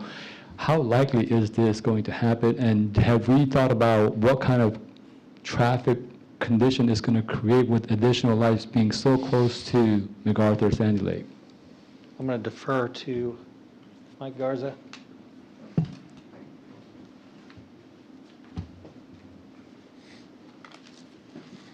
So regarding if there was a traffic signal there at Village Parkway, is that your question? Well, how likely is this going to happen, and how much of a problem it's going to cause? As of right now, a signal is not warranted, and based on the trip generation of a fuel pump center, I don't anticipate the need for it, but we will monitor that need, and in the event, if it is warranted, there will be a study that will be completed to determine whether it's warranted or not after the fact, if we deem it necessary. And then related to the proximity to the adjacent signal there at Sandy Lake, there are coordination efforts and timing plans that we can make work, even though they're about 500 feet apart. And is it likely that we do install traffic lights at close proximity in that scenario, Yeah. in other locations too? Yes, we have other locations with a similar situation. There are other locations similar to that. One being a newly, Hackberry and 635 is one that's about 500 feet apart. And then there's a couple others, Northwestern and Freeport, close to 121. The other QT up there, there's going to be a signal there. So there are other areas, and signal timing will dictate. Okay, but those are all without a school in the proximity, correct? Correct, Okay. yes. And I'm guessing that we're going to try everything we can to see whether that actually is Exactly. ideal at that time, right? That's exactly right. Okay, thank you. And I do have one thing to add, and so after we went through P&Z, we talked with Matt and Mr. Garza kind of about this in depth a little bit more, just to try to talk about that and try to maybe kind of round that up a little bit to make it a little bit more concrete of understanding. And so just to let you know what we've been doing, and Mr. Garza doesn't even know this because I was going to present this also when we had this, if we needed to discuss this today, is that we've actually gone above and beyond just the trip generation of our traffic analysis. We've had our traffic engineer go through and generate estimated traffic counts for the loading of the fuel center, plus the loading of the fuel station. We've also accounted for some of the school and residential traffic for some peak hour traffics that we have right there. And we're going to continue that discussion with Mr. Garza as we've been discussing. And I was going to follow back up with just a letter of him of saying, hey, here's where this is, to keep that discussion going so that we're all on the same page. Staff's been great to work with on that, to try to come to kind of an understanding of that, because we understand the need and how that goes, and kind of get that kind of tied down a little bit more. And so just to let you know, we did take that, and we took that pretty serious to the point that we've had our traffic folks take an extra step of not just, hey, here's our trip gen that would require that further study. We are going further into that study, and we have some numbers that we'll be presenting to staff. Well, thank you so much for that again. I appreciate you continuing to, put the effort to make this work. So I thank you again. Councilmember Nevels? Just one point of clarification, and I'm sure you might be able to help me out a little bit. So, through P&Z, the U-turn exit was approved at P&Z. Correct. All right, and then after further analysis, it was suggested that the route behind the store would be a better route to do that. Well, any alternative to the U-turn. Yeah, So, correct. I just wanted to clarify something that you said, just to make sure. Are we asking for approval of both routes? Because I know you said something about, like, if there being lighter traffic, potentially doing the U-turn, or Matt, or Mr. Steer, is that something that you are saying that the city does not endorse that U-turn? I want to make sure I'm clear. yes, the city does not endorse the U-turn at any time. All right. I just wanted to make sure I understood because I would prefer, obviously, I know it might generate a little bit of noise, but the safety of the school kids right there next to Lakeside Elementary is important to me. So the route behind the building makes much more sense to me. So I just I was clarifying to see if that was like maybe a busy time and slow time optional route, or if we were going to route everyone behind the building. So I know we understand staff's point on that. Our only thought is that if, again, going to practical reasons and practical things, that if a fuel truck goes up there, again, we didn't want to present something to you guys that isn't going to happen, to where the fact if they drop fuel at 8:30 at night and they go through and there's not much traffic there, and the truck makes the U-turn, we wanted to present that to you guys so that y'all understood what it was. That's why I was presenting that. We weren't trying to, we didn't want to do that, and then something happens, and then you guys get a phone call, hey, the truck's making a U-turn here. So that's why, for our presentation, we did present both options to you guys. So Okay. that's the reasoning behind it. But Matt, just the condition that's being presented is the route behind the building. Correct. Or if they wanted to do in front of the building, but not the U-turn. Yeah, and just to be clear, I definitely don't support going in front of the building because of the pedestrian potential there. So thank you for clarifying that. I appreciate that. Councilmember Hill. I wanted to ask you about that route. you've run that through your program, the auto turn, to be able to figure out if the driver can make that turn, and you're saying it's not a problem at all? So, I mean, it's tight, as you can see right there. It's a tight turn. That's not uncommon for our fuel trucks to have to make those tight turns. I mean, when we're moving these fuel stations and everything else, and limitations on your widths and your drives and radiuses and different things like that. But our modeling and talking with our folks right now, I mean, we're confident that they can make that. I can't tell you that there wouldn't be any time here that a truck driver doesn't make a mistake and they were to jump the curb or something of that nature. Because that does, I mean, that can happen to anything. You could have a 50-foot wide driveway there and a truck driver could still cut it short and stuff. So I'm not going to blow smoke up your skirt and say that that's not a possibility. But for our intents and purposes of everything that we do, running through our group, running through our modeling software, we're able to make that turn. So during busy times, the obvious route would be to go around the back of the building. And those busy times are typically not early in the morning or late at night. Because I'm concerned about this, the citizens that live along there being disturbed early in the morning.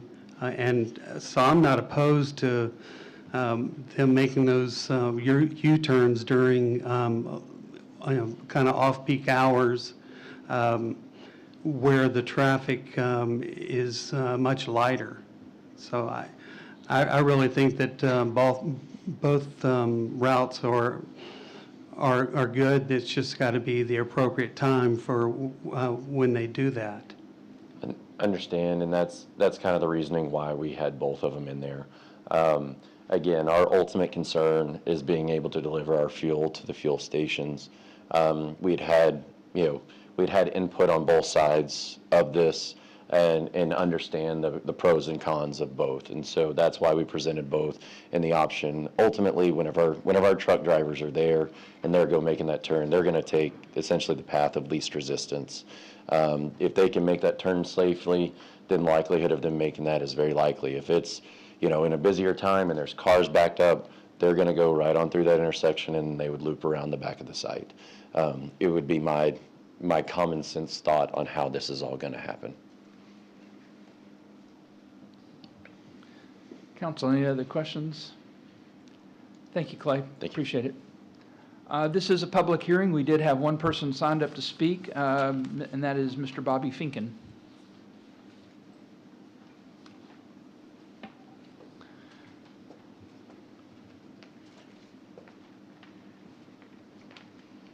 Me again. Name and address, and probably who you represent would be important. Bobby Finken, 1032 Basilwood. I'm representing myself, and I'm also on the board of the HOA, which I don't know if you all have heard this, but we are the largest HOA in the city of Coppell. So a couple things. One, I wasn't going to bring this up, but it just came up. This traffic light would be a disaster. We don't need a traffic light there. There's a school there. Can you imagine all those kids trying to get out of there with a traffic light? Plus, there's already one down the street, so hopefully that doesn't come back. As far as your question, Jim, about the 26 stores, none of them are Kroger's that are going to be closed. So that's already been defined, so that store can't be on that list. I'm only here right now to this has been going on for about a year. I started working even before Jackie was involved with Kroger. And I don't mean working as getting paid. I'm just as part of being a citizen. So this has been going on for a year, and it was approved 2 months ago. And Jim said he was against it because he said we didn't need any more retail on that side of town. Kevin was against it because of the location. So now they're moving the location, and now you're going to drive these trucks back by the neighbors. They're really going to like that after you ask them to move the gas station. But my point is I think we just need to get this approved and be done with it and quit pushing Kroger into doing other things, because all this does is just delays it. I mean, it's already September. We're not even going to have this gas station now by New Year's Day, and it's been, 16 months in the process? So I think it's time to move on. City of Coppell has 7 other gas stations on the west side of town. I have no idea if those people went through all the pushback that we've gotten here. As far as the citizens that are saying these things about Kroger, that is not true that they are not a good citizen. They do an admirable job. They provide a great service. Many of us are there, and you are right that a lot of us love our fuel points, and we want to use them. The closest Kroger gas station to here is in Carrollton or in Irving off by Ken West. So that's 15 minutes each way. So if anybody wants to talk about being green and all that, it's not real smart to be driving that far away to get gas. But anyway, that's just my 2 cents. Thanks. Thank you very much. Council, do you have any other concluding comments or questions? Mr. Steer, could we put the conditions back up on the screen? There were, as I recall, there were 13 of them. Councilmember Carroll? Thank you, Mayor. I would like to actually offer up, if when a motion comes up, or I'll make the motion, in fact, on number 11, on condition number 11, if we might just remove that restriction at this point. And my rationale would be, I don't know that the benefit from a logistics standpoint, I don't know if we really get that much benefit for that 1 hour gap that they have to operationally work around. And now with the route either behind the store and not going out onto MacArthur at all, I don't know that there's not as much benefit with that. So I am happy to make the motion, but I would like to have condition 11 struck. If you'll put that in form of a motion, then we can certainly address it. Councilmember Hill. Yeah, I agree with Councilman Carroll on that point. I also am opposed to condition number 12. I want that stricken because I think it would just wreak havoc with that area, with people coming in and out. You know, I travel that road daily, and it would just be a nightmare. So with that, I would like to make a motion to close the public hearing and approve item number 10 with conditions 11 and 12 stricken. Thank you. And seconded by Councilmember Matthew. All in favor? Oh, I'm sorry. Oh. I'm sorry, discussion? Councilmember Walker. Thank you, Mayor. So I'm fine with 11 and 12. I'm also fine with investing the driver of the fuel truck with some discretion as to whether he makes a U-turn or whether he goes around the building. I think there's a good point made. These guys know how to drive these trucks. And if it looks like traffic is clear at 8:30 or 9 o'clock at night when he's there, I think it's better that he make the U-turn, frankly, than if he drives all the way around past all those people's homes at 9 o'clock at night. So I would certainly favor that. On condition 10, address light screening towards residential areas and landscaping deficiencies. I mean, I'd like to have the condition that the west side wall packs not be turned on when the pharmacy's not in operation.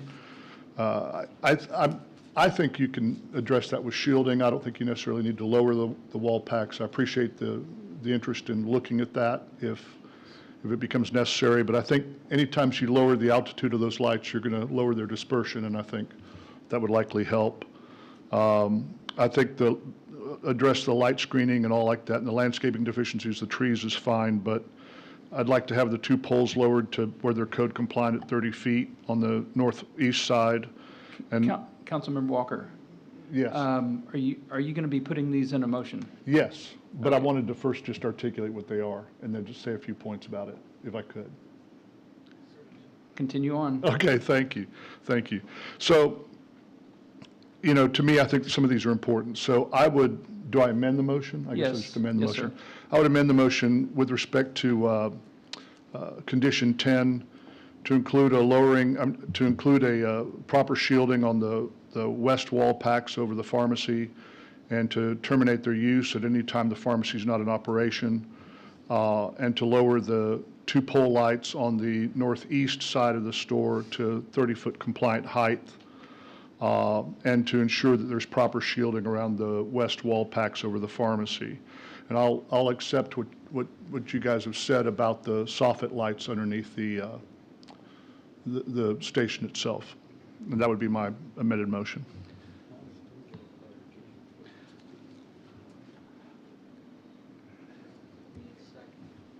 I need a second on the amended motion.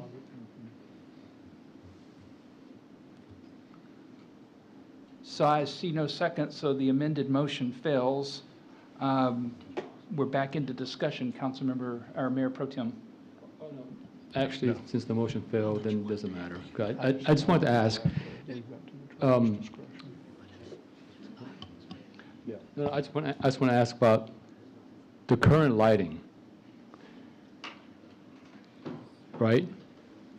The lighting that Councilmember Walker is talking about, if you were to take that or turn it off, is there sufficient lighting in that location for safety-wise? Off the top of my head, I can't, I think we could work it out, but I can't tell you for sure on the lighting of that. I would assume that we probably could do something there, but I just don't know. I don't know the answer to that, to be honest with you. And even if that doesn't, I mean, we're going to commit that we've already talked about. We have the shields in place on the pharmacy lighting, so regardless if that passes or fails, we're going to do it anyways. All right, thank you. So, Councilmember Hill, for your information, the amended motion didn't pass for lack of a second. The original motion is still on the table.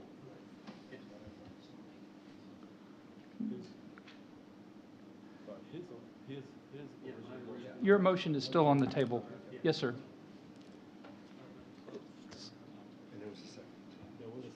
And there was a motion made and a second. We went into discussion, then we had an amended motion made, which failed due to lack of a second. So we're back into discussion mode for the original motion, which had a second. Mayor, I have a question. Is there an intent so that when I write the ordinance, make sure that are you approving just one entry routing, entry and exit off Sandy Lake No. with no alternative for the U-turn onto MacArthur? Because you mentioned that and you made the motion, so I want to make sure I'm capturing what your intent is. My intent was to allow both routes, but I did not state that. That's correct. But would I have to amend my motion? Yes, sir, you may. Have the second withdraw and restate your motion, would be the Okay. easiest. So could whoever the second, have them withdraw their second. Councilmember Matthew did. Yeah, that was me, so I can withdraw my second. Now, Mr. Hill can restate his motion. Okay. Councilmember Hill, would you like to restate your motion? Yes. I'd like to close the public hearing and approve item 10, striking conditions 11 and 12, and adding the condition that both routes for egress by the fuel truck are acceptable, the U-turn as well as going around the back of the building. Was there any hours of operation? I think they offered to say that in off hours with less traffic. Just kinda loud. What I had written down while you were all talking and discussing this, it said entry and exit from Sandy Lake with certain, this for fuel trucks with circulation around the perimeter of the site, or the fuel truck operator may make a route variation to exit onto MacArthur from 8 p.m. to 6 a.m. Yes, that Would is would that very capture succinct, your intent? Thank and the you. way I would have liked to said it. Thank you. Yeah. So I'll second that. Thank you. I was getting around to asking for that. All right, so we have a motion and a second to approve item 9, close the public hearing with the exception of 11 and 12, and the modifications to number 13 that Mr. Hager has made. Is there any further discussion? I will accept a motion, or I will, oh, I'm sorry, we were already past that. All in favor? Carol, Neville's John, Matthew Hill, opposed? Walker. The motion carries. Thank you very much. Thank you. Thank you, gentlemen. As everyone here said, you've been very patient in dealing with us, and we do appreciate it. Thank you very much.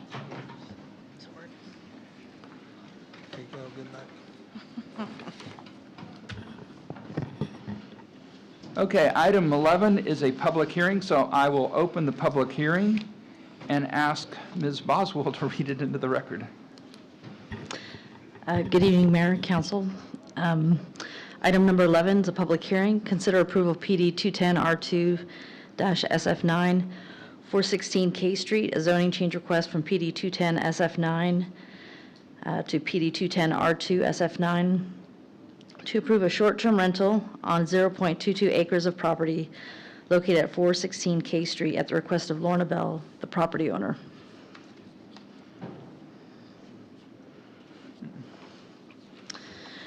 So good evening. This item is regarding a short-term rental.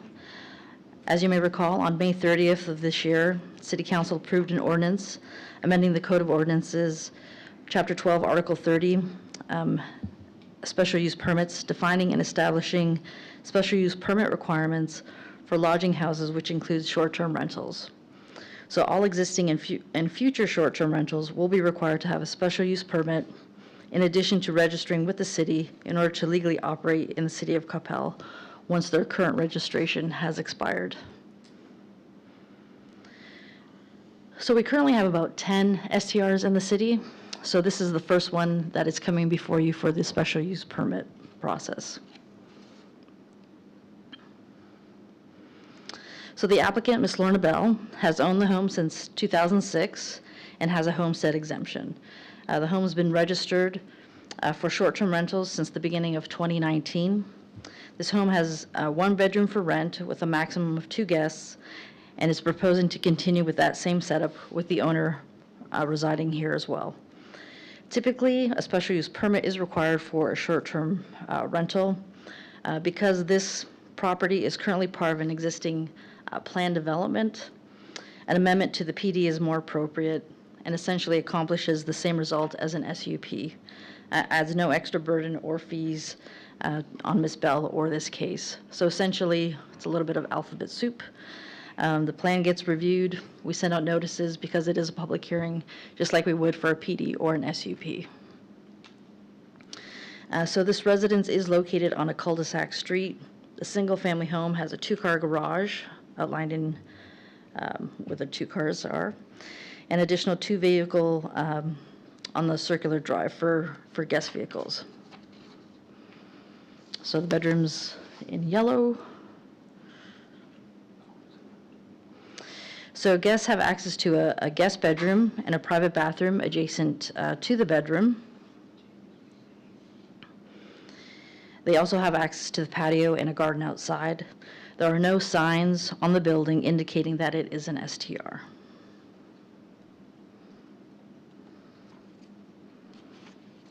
So the site is listed on Airbnb. Staff has communicated with code compliance and the police department, and there have been no complaints for this address related to the STR. Staff has also confirmed with the finance department that the applicant is up to date on paying their quarterly hot taxes and submitting them to the city.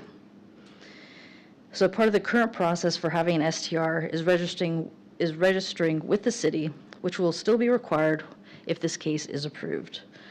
The applicant is also asking for the fees to be waived, which were part of the city council's, which is part of your city council purview. The fees for this application were $525. So SUP, regardless of any SUP that we have, is $500 plus $25 per acre. So in this case, $525.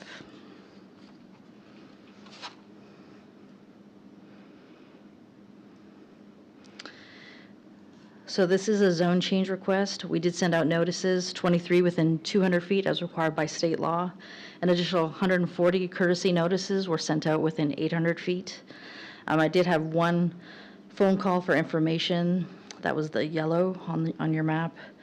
2 replies in favor of the request, outlined in green, within the 200 feet, and 1 reply from 800 feet against. That's identified as the red on the map. So the Planning and Zoning Commission did recommend unanimous approval of this request with the following conditions. 1, to obtain an STR permit prior to the current one expiring, which I believe is at the end of February. And B, to notify staff of any change of property ownership. So that is the end of my presentation, and Ms. Lorna Bell is here as well to answer any questions. Council, do you have any questions for Ms. Boswell? Councilmember Walker. Thank you, Mayor. Thank you, Mary, for that. Yeah. So are we going to be going through a PD on every one of the STR applications? No, So why are we doing it on this one? because it's already a PD, and so we're just amending that PD. The process is essentially the same. So that whole subdivision is part of a plan development. And so this particular lot will now be revised, will be like the revision 2, which will contain her, essentially her SUP requirements. Is it your estimation that that procedure is necessary on any STR applicant that has a residence within a PD? Yes, sir. We did Okay. confer with the city attorney on that. Okay. No. Hearing it from you is enough. Yeah. Okay. Okay, thank you. That was my question. Councilmember Hill. If she sells this property, does the approval for the PD convey to the next owner? So because it is a zone change request, it does stay with the property, and that is why one of the PD conditions is to notify staff of any change of property ownership, so that we do have that ability to go and repeal it. And the same would be for an SUP as well? Yes, sir. Okay, thank you. Mhm. Council, any other question for Ms. Boswell? Councilmember Walker. Okay, so, but a special use permit would expire, It doesn't expire. It says, no, I'm sorry, I'm not asking the question well. If a particular individual secures a special use permit and sells the home, does the permit not expire with the termination of the ownership? it stays with the property. It does, okay. Thank you. So seeing no further questions from Ms. Boswell, Ms. Bell, would you like to come say something to us? Yes, sir.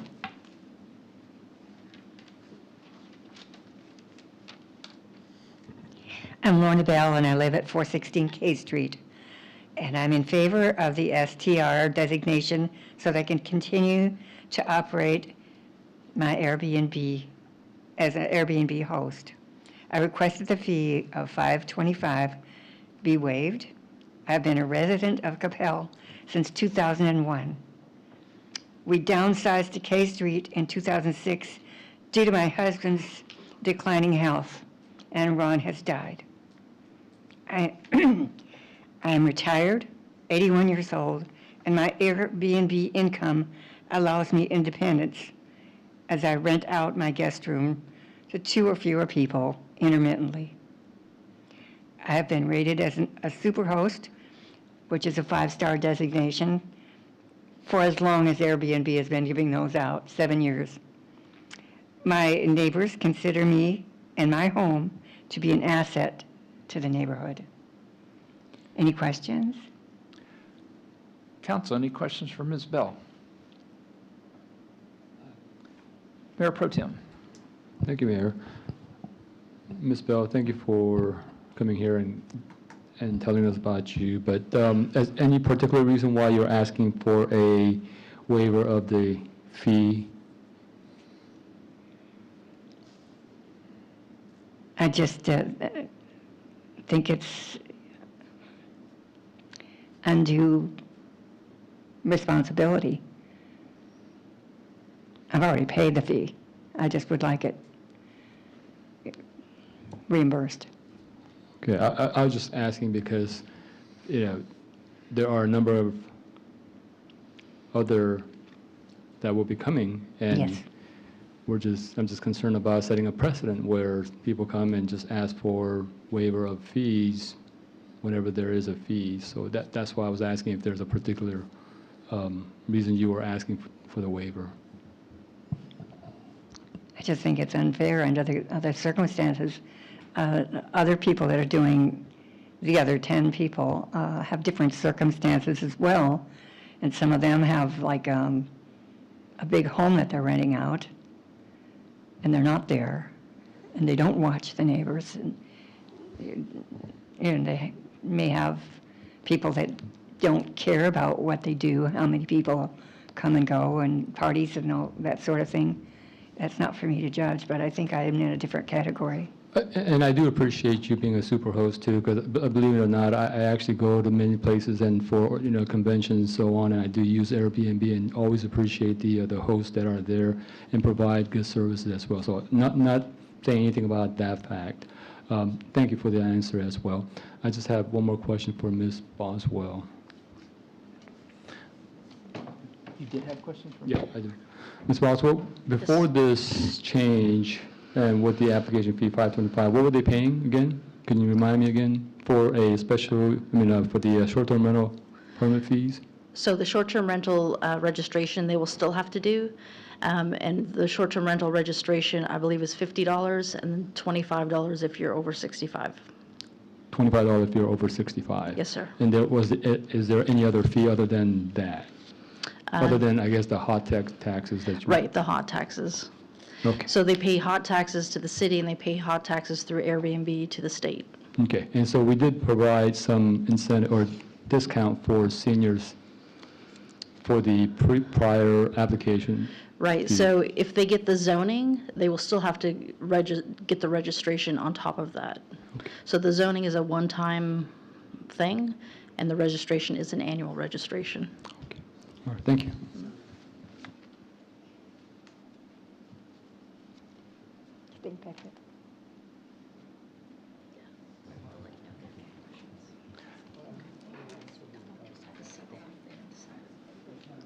Councilmember Walker. Thank you. Ma'am, I was curious, I'm sorry, you're just now sitting down, but I was, thank you so much.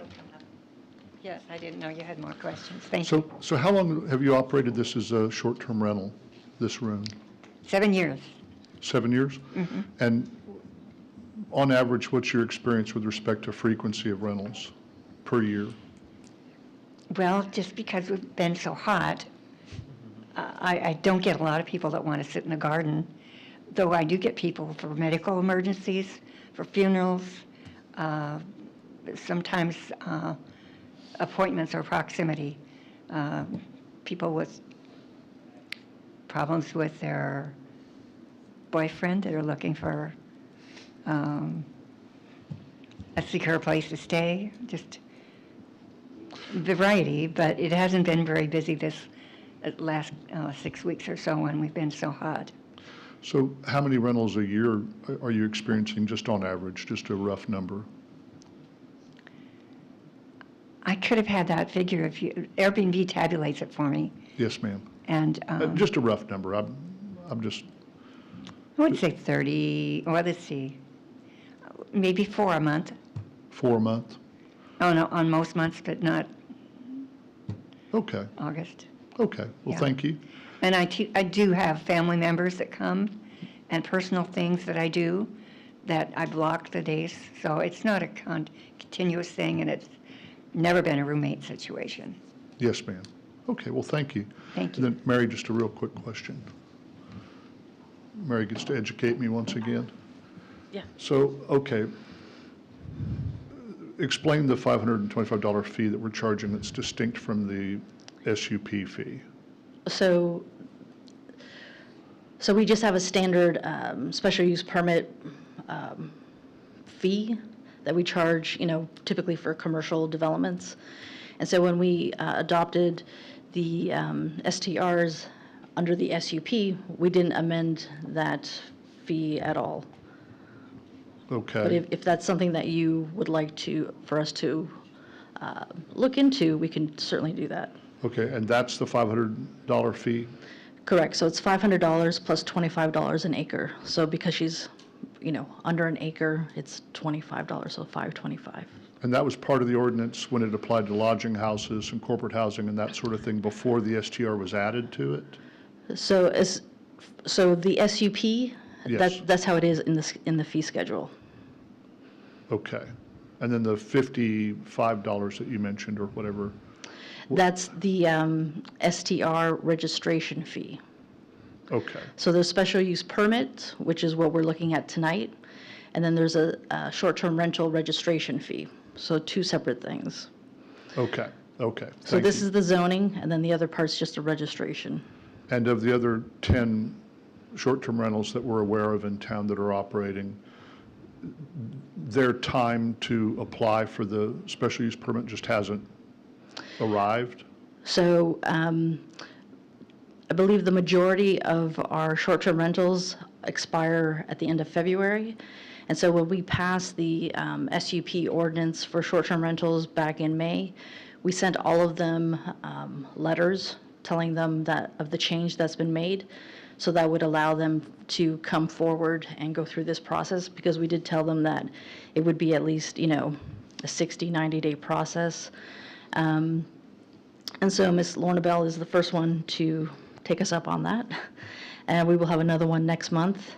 And we'll be reaching out again to the other STR owners to let them know, this is a lengthy process, that if your permit registration expires, you can't just come in and renew it. You have to go through this process first in order to be whole with us before you can get your short-term rental registration renewed. Okay, thank you, Mary. Mm-hmm. And thank you, ma'am. Councilmember Nevels? Ms. Bell, I just want to say thank you so much for being here today. I appreciate you. I just want to comment, you do have a beautiful yard. You may have had a very rugged council member out there working on your yard at the last Neighbors Helping Neighbors, so I remember that yard. Incredible. I remember that yard quite well, and you do an amazing job keeping up your property. So with that, just kind of hearing the case and hearing, kind of hearing what I wanted to throw out something.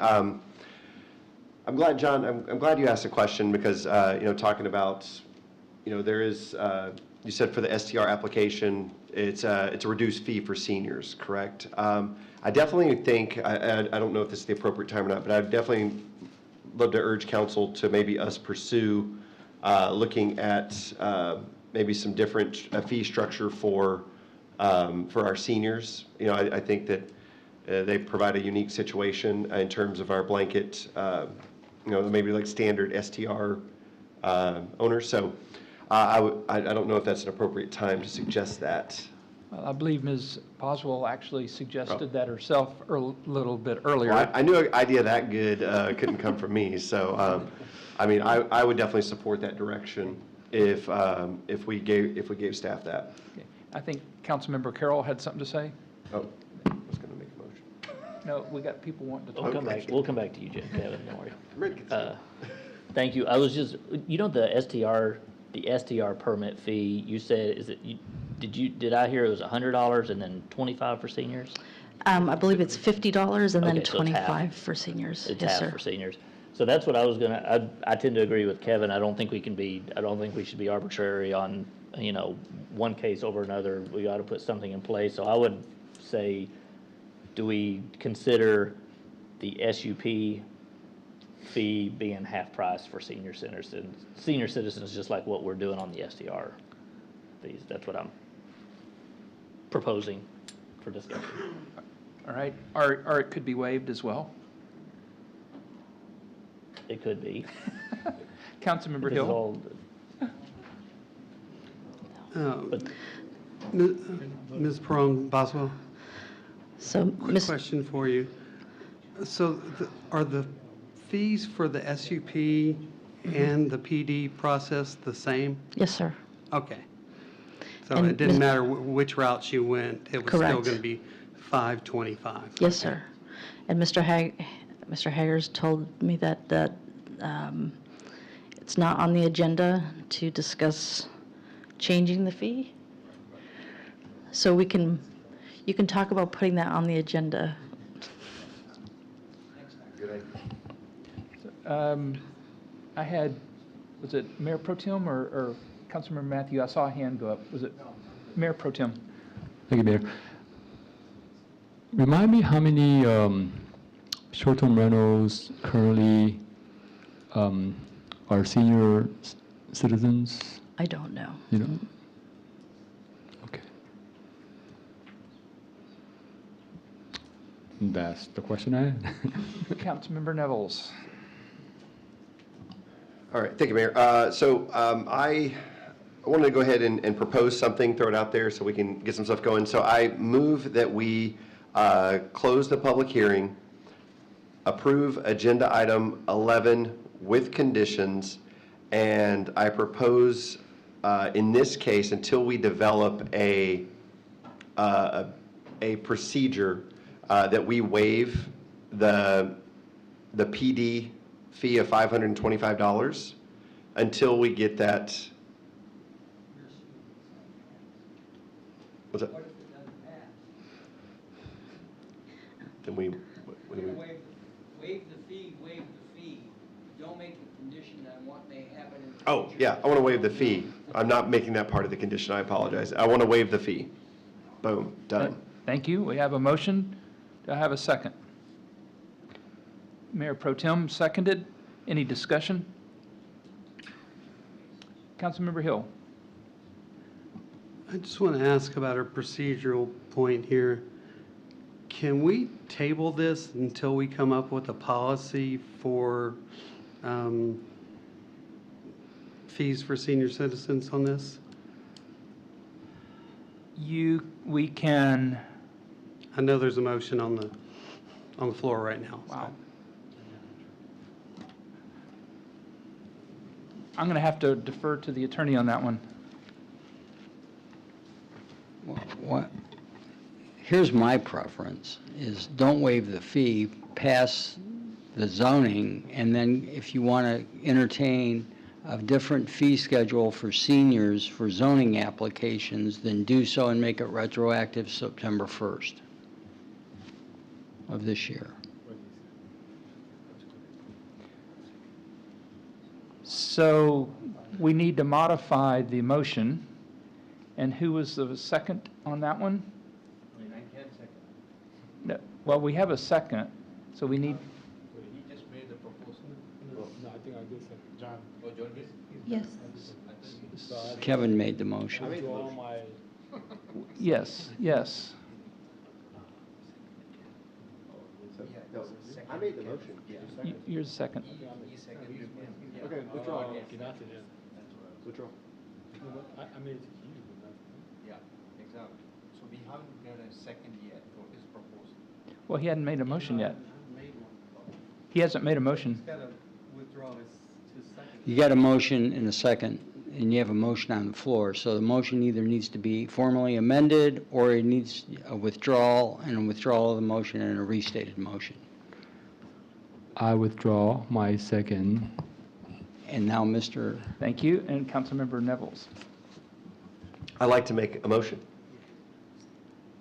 Can you withdraw your first one first? Oh, I'd like to withdraw my initial motion, And and then then make- I'd like to make a motion. New motion. All right, I'd like to I move to close the public hearing and approve agenda item 11 with conditions.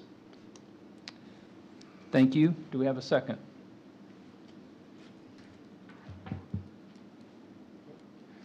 Mayor Pro Tem, any discussion? Seeing none, all in favor? Don't worry about it tonight. Go sit down. Carol, Nevels, Junn, Matthew Hill in favor. Opposed? Walker? The motion carries. And so what I understand is you want us to bring back an amendment to the fee schedule, which would reflect some kind of reduced fee for seniors for all zoning applications or only for PD amendments and STRs, just so we know? Only for PD amendments and STRs. Okay. And we're going to make that so that we know that it'll be retroactive September 1st. Yes, sir, we understand. Okay. Thank you, sir. All right, item number... That's only... 12. So, now we're going to power through this one. Item number 12 is a public hearing. I open the public hearing and ask Ms. Boswell to read it into the record. Yes, sir. Item number 12, consider approval of PD 311-LI AstraZeneca Tank Farm being a portion of Lot 3R1, Block 8, Park West Commerce Center, a zone change request from LI to PD 311-LI to allow the construction of a 19,893 square foot accessory tank farm structure and approximate 3,000 square foot building addition to the existing office warehouse building on approximately 8 acres, being a portion of Lot 3R1, Block 8, located at 508 Wrangler Drive, at the request of ML Realty, on behalf of AstraZeneca, being represented by Alan Hager of DPR Construction.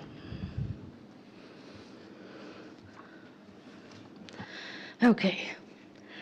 So item 12. Just seeing if you're paying attention.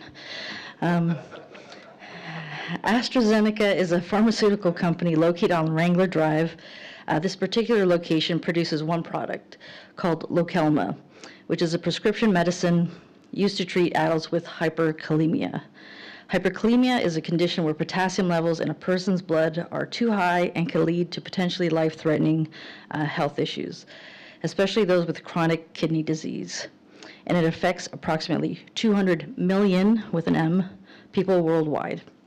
So this Coppell facility is the only place where this drug is produced worldwide. Currently, they have 6 manufacturing lines and are proposing to expand it to 8. Staff has previously approved administratively a parking expansion, minor building expansion, and utility yard. This new building addition requires a PD since they are asking for a parking variance.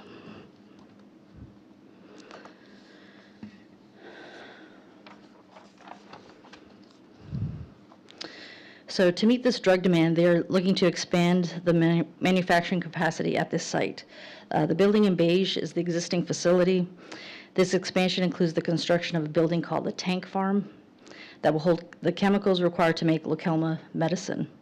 This facility operates 24 hours a day, every day, and has 4 shifts. So the zone change request is to allow the construction of approximately 19,000 square foot accessory tank farm structure in phase 1 and an approximate 3,000 square foot building addition to the existing office warehouse building for phase 2. The second phase will happen if they need it and was included because it would take out 8 additional parking spaces. Some additional equipment will be added to the utility yard already existing on the eastern portion of the site. So the site plan shows the tank farm proposed on the rear western side of the site. This portion of the site has been used up until now as a laydown yard for other work that has happened on site. This will now be converted to the building for the tanks, referred to as the tank farm. So a PD condition is being requested for the parking. So there are 237 parking spaces currently on site, which is above what is required for what they currently have. With the new construction, 253 spaces would be required. With the new construction, 45 spaces will be removed. Then they'll be adding back 16 spaces, leaving them with 208. As mentioned earlier, if phase 2 is constructed, the 8 additional spaces would be removed, leaving them with 200 spaces in total. So we asked AstraZeneca representatives about their operational needs. And as mentioned in their letter, this is a 24-hour-day operation, and their current average maximum occupancy is 100 employees per day. So they have about 100 So their shifts start from 6 in the morning till 6:30 in the evening, from 6 in the evening till 6:30 in the morning. So they have about 100 people in that day shift and about 40 to 50 people in the night shift. That's how we got to the 140. They have indicated that the 200 spaces will meet their current and future business needs based on their operating staffing plan. Staff is in support of the requested parking variance. So more trucks. Trucks will enter the site from Wrangler Drive and drive down the eastern side of the building to the rear of the site, and then make their way to the tank farm building on the western portion of the site. The building will have 2 bays to receive the trucks.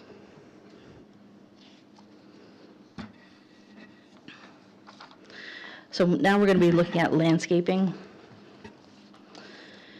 So again, the front half of the site will not be impacted with the new construction, so nothing's changing in terms of landscaping in the front. They will be removing some of the trees from the site to make way for the new building and parking spaces, and saving those that they can. In addition, they will be planting 32 new trees on site in the parking area around the new building and along the western perimeter. They will be required to pay approximately $32,500 in tree mitigation fees. They have provided a landscape plan for the limit of work area, and have also provided staff with a plan for the entire limits.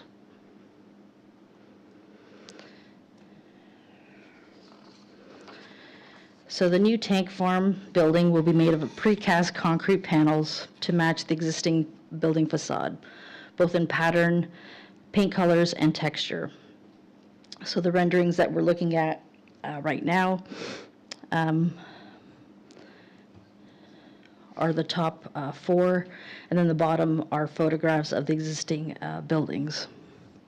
So the western length of the interior wall of the tank farm, which will face the vacant property to the west, will be a 4-hour rated so as not to interfere with future possible construction on the adjacent lot. So these are just some additional renderings of the different sides of the building.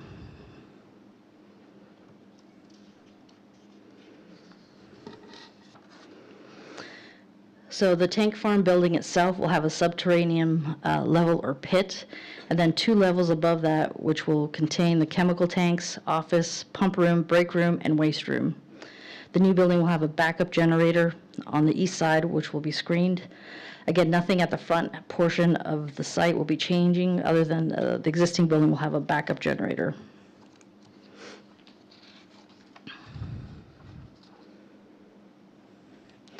So this is a public hearing. We did send out notices within 200 feet, additional notices as a courtesy within 800 feet, and we had no responses either in favor or in opposition.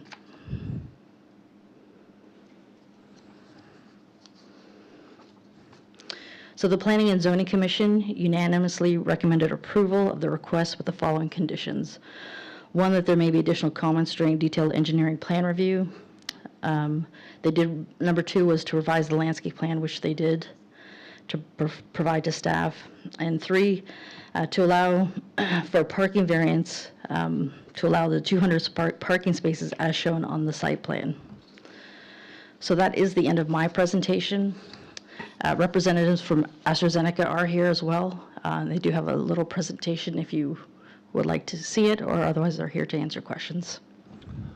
Let's do questions for you first. Council, have any questions for Ms. Boswell? Councilmember Walker. Thank you, Mayor. Thanks, Mary, for that. So given the proximity of the structure to the west property line, there's no variance required for setback? No, they meet their requirements for the setback, and they are providing a 4-hour wall so that if there was any type of fire or anything like that, there's a 4-hour separation there. Okay, thank you very much. Mm-hmm. Councilmember Matthew? Yeah, thank you, Mayor. Question for you. Are there any approval needed from the fire department for this type of chemical tank located in our city? So the fire department did review the plans as well, and so they These are chemicals that they're already using on site. Oh, it's already there? Yes, sir. So this is just, in order to expand their production, they need more of the chemicals, and that's why they're building the tank farm. But they are adding additional tanks inside, correct? Right, so this building will have tanks. Let me go back here. So if you look at this, you'll see the circular cylindrical things are the tanks. So there is an access for the fire truck to get to in case there is a fire? Yes, sir, the fire department has signed off on the site plan. Okay, thank you. Plus, they'll go through a fire department review if this gets approved as well.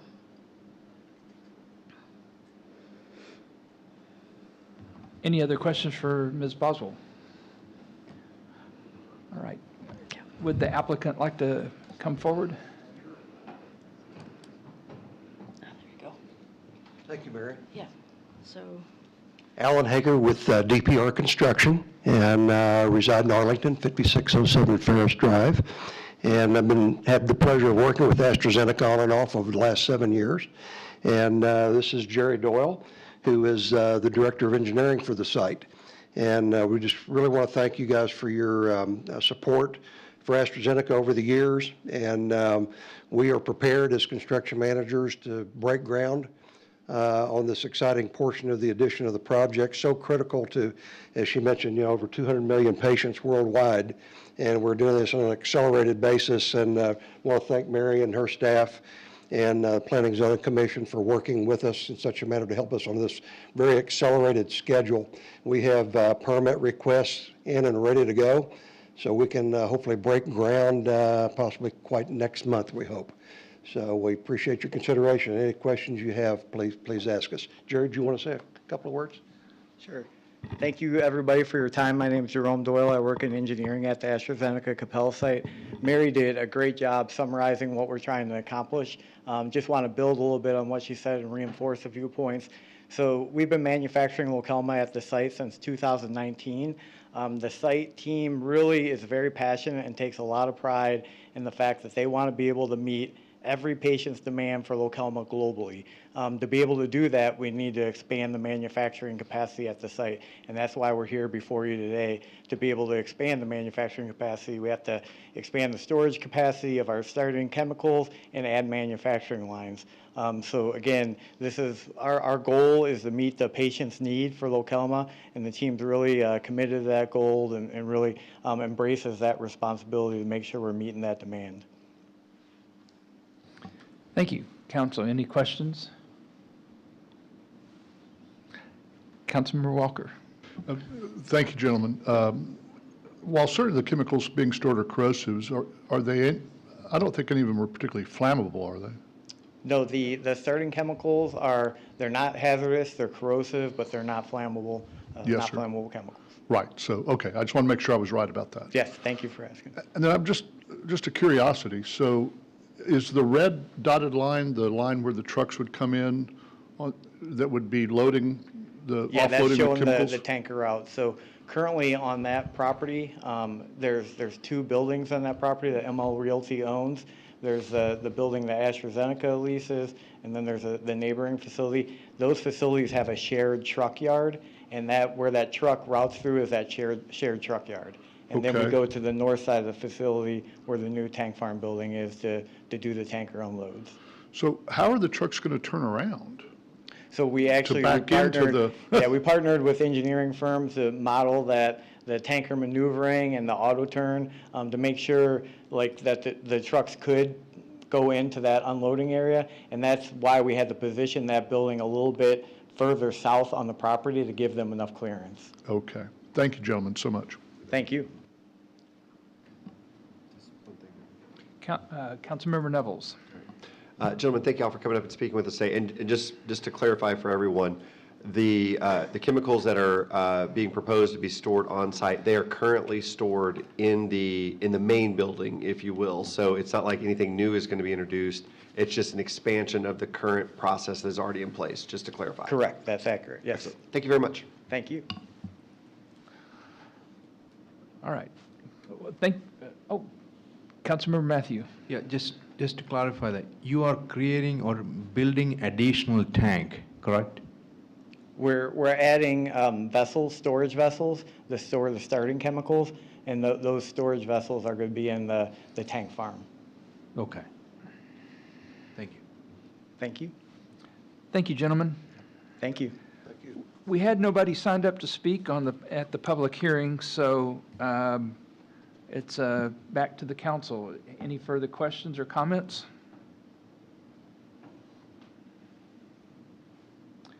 Seeing none, I will accept a motion. Councilmember Nevels. Thank you, Mayor. I move to close the public hearing and approve agenda item 12 with the conditions that were listed. Thank you. Councilmember Hill, second. Any discussion? Seeing none, all in favor?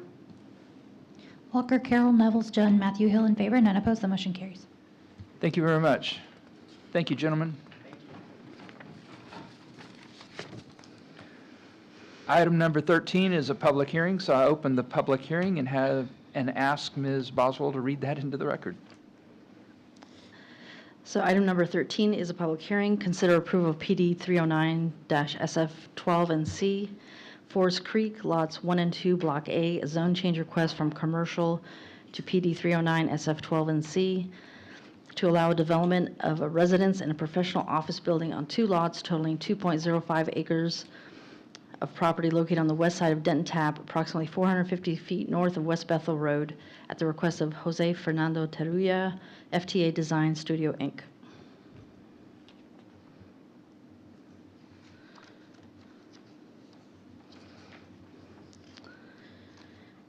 So this piece of property is located on South Denton Tap Road, outlined in red. Let's see here. Here we go. It's vacant, 2 acres in size. However, it's very oddly shaped and has a limited amount of land for development, since a good portion of it backs up to the 100-year floodplain and drops about 20 feet from Denton Tap to the creek at the rear of the site. So staff has been working with the owner to come up with a plan to allow for his proposal, which entails him building a residence as well as an office for his architecture business next door. So in his plan, the residence would be constructed first. With this proposal, the southern portion of the lot would be rezoned to allow for a residence identified in the yellow, and the base zoning would be SF12, which matches the surrounding residences and also conforms to the future land use map. The northern portion of the property would remain commercial, so the pink, and would be for his office building. So one of the challenges of this site was the driveway locations. Staff has been working with the applicant to adjust the driveway for the commercial lot to better align with the median opening already in place. So this would entail adding a left turn lane and making some median modifications that the applicant would be responsible for. So further analysis would be done at the time of engineering review. So as you can see, the median modifications would help to align with the driveway on the commercial property. So we're going to take each lot separately and take a look at them. So this is lot 1, which is the residential lot. It's the southernmost lot on the property and would be for a single residence. So this lot is somewhat triangular with a long frontage along South Denton Tap. So it's about 440 feet in length, and it narrows towards the end, so it's kind of triangular. The base zoning for this lot is proposed to be SF12. They are asking for several variances, which include a variance to the front yard setback from 30 feet to 25 feet, and for a lot depth of 57 feet on the north side. So as I mentioned, the lot is kind of triangular, but take in mind, it's also 440 feet long. So there's at least a 10% side yard setback, so it's at least 44 feet setback from either direction. And the lot becomes longer as you move towards the center. So as mentioned earlier, the lot's irregular configuration, the 100-year floodplain limits, and limits the development of the lot. So the lot limits are in red, and the blue represents the floodplain. So anything shown in the blue area, circled in red there, has support structures outside of the floodplain and is elevated. So although it'll be cantilevered over, but not actually like on the ground in the floodplain. Staff is in favor of the reduced front yard setback and the lot depth. The residence, as shown, will be 5,118 square feet, provides a tremendous side yard and rear yard setback. The two-story building will be on a pier and beam, will have a two-car garage, a circular driveway off Denton Tap, and guest parking. There will be no alley access. They are proposing a permeable driveway with a portion of the site, and concrete pavement for the circular drive portion. So the permeable portion will help with if it's rain, so it doesn't just drain into the creek at the back. So staff has no objection to this, since they are providing concrete for the circular drive section in case emergency vehicles need to access the site. There is proposed to be an 8-foot wall along the front of the property where the garage and entry court are, with a sliding gate for access to this area from the driveway.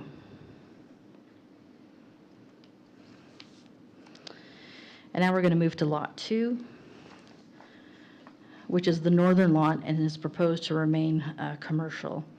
The applicant is proposing to construct their office here. The property to the north of this is also commercial. This lot is proposed to have a 2,990 square foot office with basically parking spaces below on the lower level, and the office is elevated above. The site will be accessed from 2 driveways off Denton Tap, which will be concrete and contain a fire lane. There is a screening wall requirement between residential and commercial zoning. In this instance, the applicant is proposing to utilize a living screen in between his office and the residence.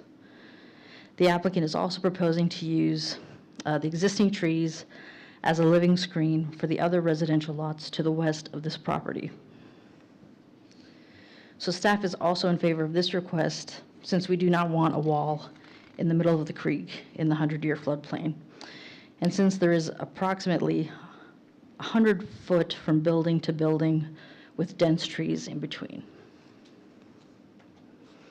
I'm now going to ask Mr. Garza to come up and talk about drainage, erosion, and the floodplain.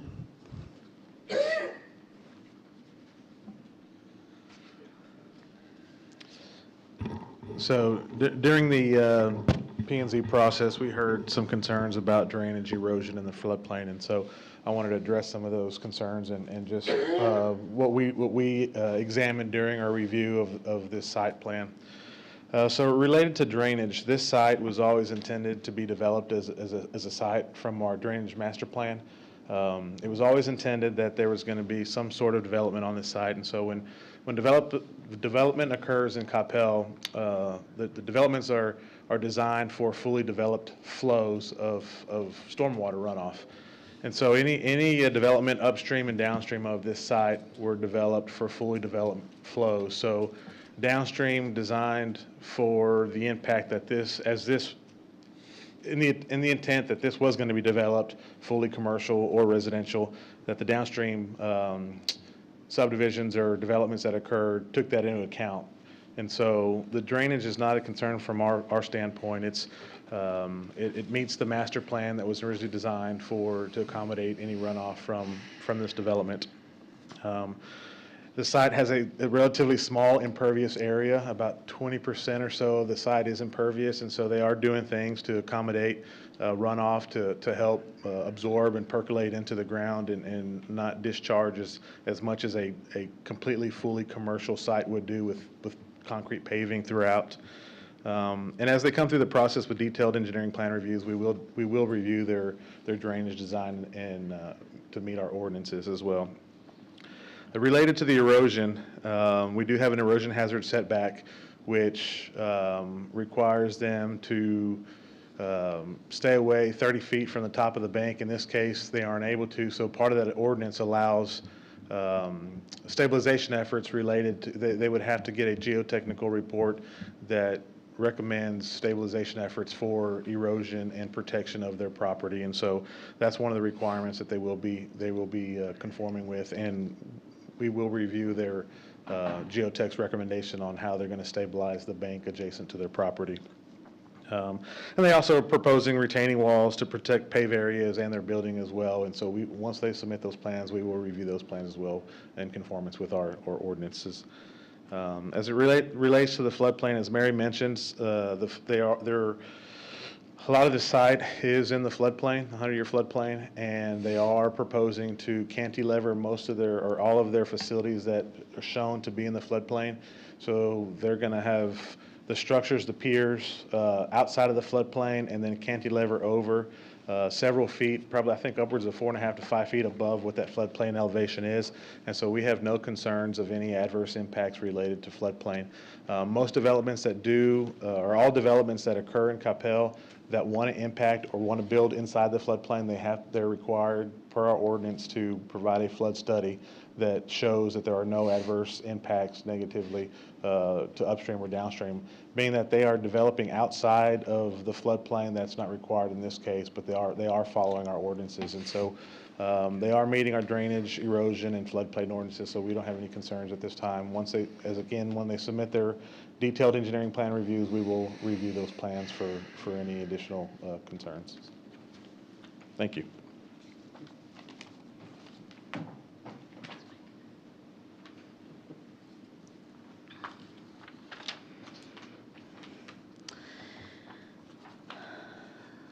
So in terms of landscaping plans are only required for the commercial lot, but they will be providing landscaping for both lots. They're proposing to remove trees to be able to construct both buildings, associated parking, etc. They're proposing to save trees, as many trees as they can. According to their tree mitigation plans, they're preserving about 72% on Lot 2. Staff will need to verify the final tree mitigation fees, but they are approximately $18,680 currently.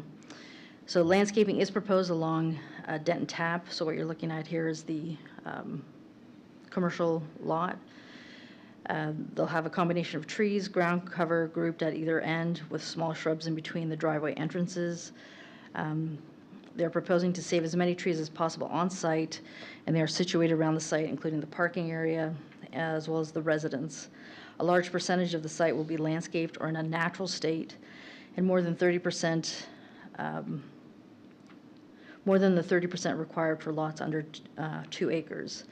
So a condition was added by the Planning and Zoning Commission to create a conservation easement for the area to preserve the trees that Mr. Taruya would be preserving. Staff will work with Mr. Taruya and the city attorney to satisfy this requirement, and we'll be putting a note on the plat to that effect. So this is just a kind of the color palette or plant palette that they're looking to use on the site.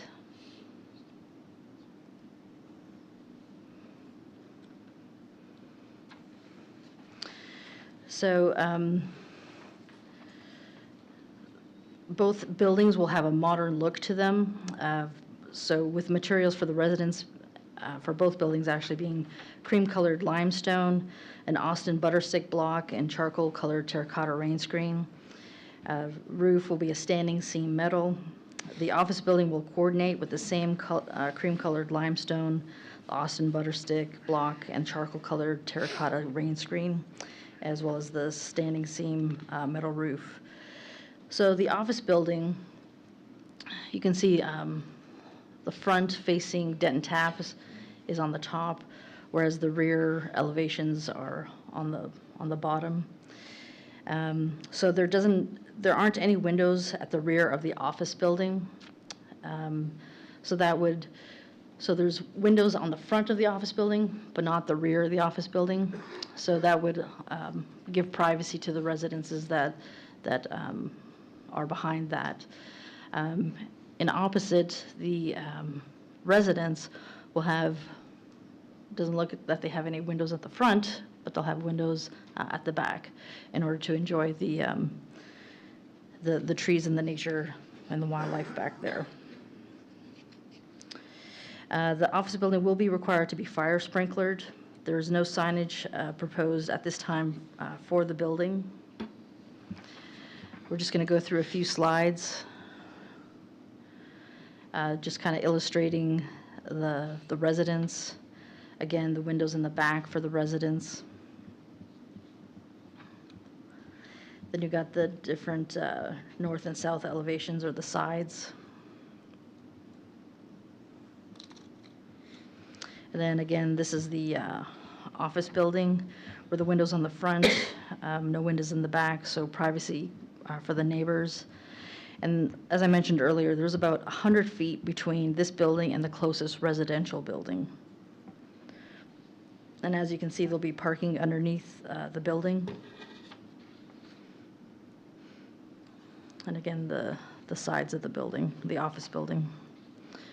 And this is just part of their material board for both buildings.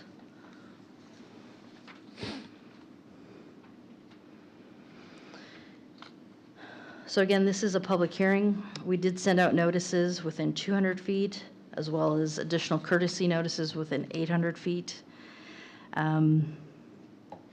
So with this one, originally we had 3 responses sent in, opposed, and then 1 additional at the meeting. So if you look on the left-hand side, that's the 200-foot.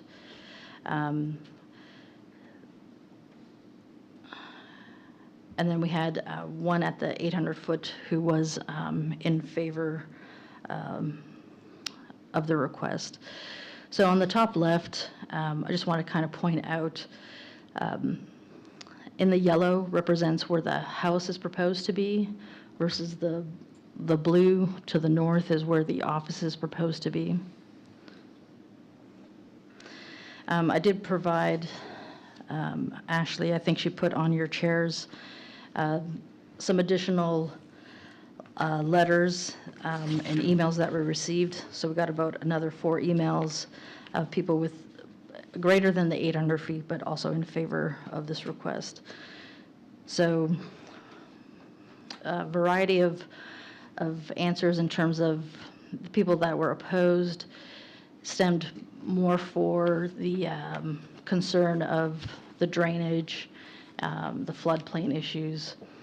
And then you do have, I guess, some letters in favor, including one from the arborist, some of the other neighbors, and other people who know the Terurias.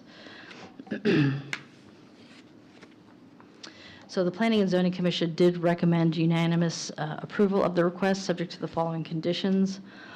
1, that there may be additional comments during detailed engineering plan review. 2, that the tree mitigation fees shall be paid at the time of tree removal permit.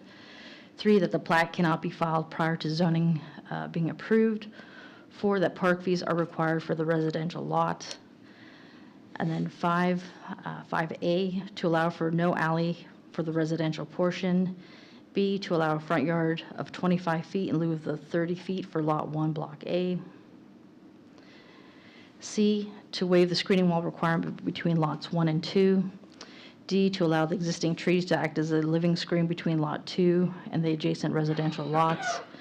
E, to allow a screening wall in the front yard as shown on the site plan. F, to allow for a minimum lot depth of 57.93 feet on the north side of Lot 1. G, to allow for a privacy and noise barrier wall within the sewer easement via license agreement. H, to allow for residential driveway access on South Denton Tap Road.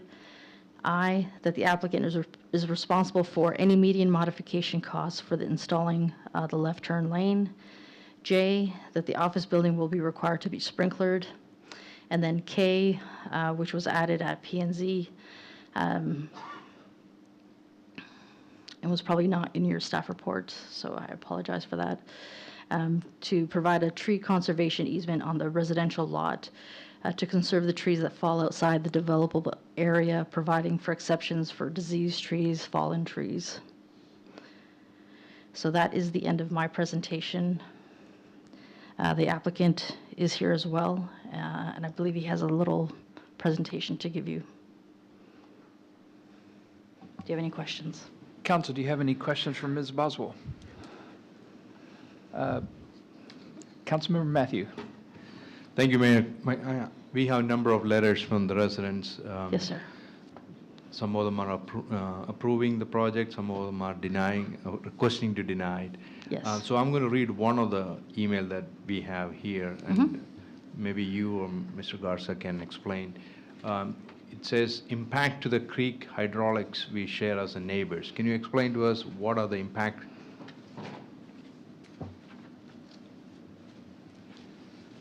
So anytime a development occurs in Coppell, the design of the development is to accommodate for fully developed flows, meaning if the land around it was completely vacant and there was going to be a development occurring upstream or downstream, they would design it as if that vacant land was completely fully developed, whatever the future land use, the land use map shows, whether it's commercial, residential, light industrial, whatever that may be.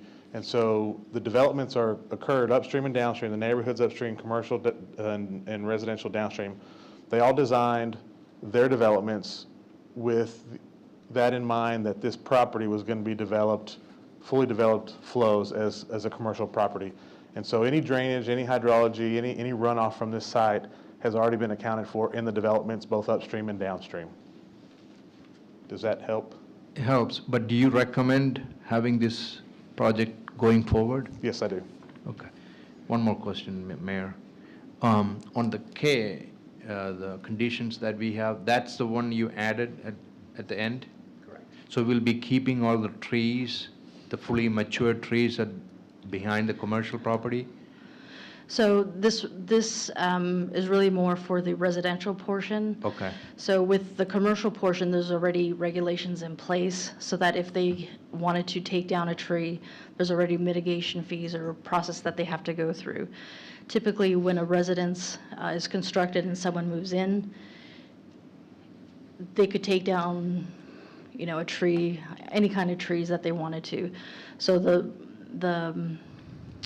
concern that we had from some of the residents was, well, how do we know that he's not going to just take down all the trees?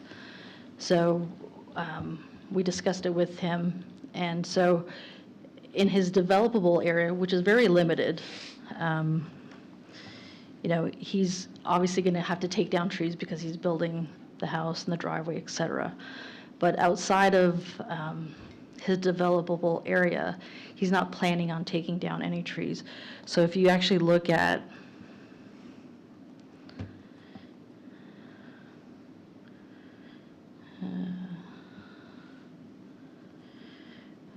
like all this area in the blue outside of the pad, he's not looking to take down any trees. So he's taking down, I think, so there's 112 trees on site. I have the number, so let me find it.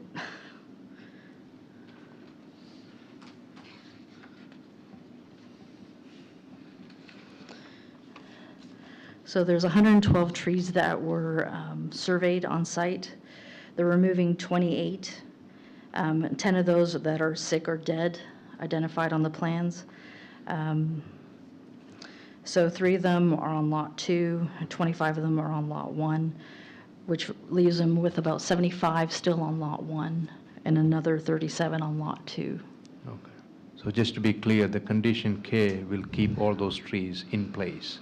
Right, unless they're, we're going to have some exceptions, like if they're dead or dying, diseased, that he has, or they're fallen, he has the ability to remove those. Thank you. Yes, sir. All right, we have Councilmember Hill first, and then Councilmember Walker. Mark? Yes, I want to ask Mr. Garza a question. So you said upstream and downstream, the flow developed was taken into account for commercial development. Now, that lot going to residential, does that put a more load on? Residential is typically a lesser of an impact. So less of an Yes. impact? Okay, so, all right. That's the one question I had. And then I saw that item 5J, where it was required to be sprinkled, was that added by P&Z or was that By the fire marshal. by the fire marshal? Mhm. Okay, I'm just puzzled. I'm looking at 2,900 square feet with the occupancy B. I can't figure out how he's getting sprinkled, but I'll ask that to the architect when he comes up. Okay. Councilmember Walker. Thank you, Mayor. Mary, can you just give me a little context for the park fees that are mentioned in one of the conditions? Sure. So with any residential dwelling that's built, there's a park fee that's assessed. So any house that's built, we assess a park fee. So that goes towards a park fund to provide parks. Oh, okay, Yeah. thank you. Okay. Thank you. Mayor Pro Tem. Thank you, Mayor. Hey, Mayor, I just want to Yeah. clarify, you did say that the applicant is not planning to remove the tree, but does that mean he can if he wants to? Not with K. That's the purpose of the conservation easement, because normally a homeowner has the right to take down any tree they want on their property. Okay. So this will be a residential lot, they'll have the right to remove trees without seeking a permit. By placing the conservation easement on there, it gives up that right. Okay. So he won't be, right, so, Correct. okay. Right. Yeah, yeah. That's the clarification I wanted. Thank you. Yes, sir. Any other questions for Mr. Garza or Ms. Boswell? Does the applicant have anything they'd like to say?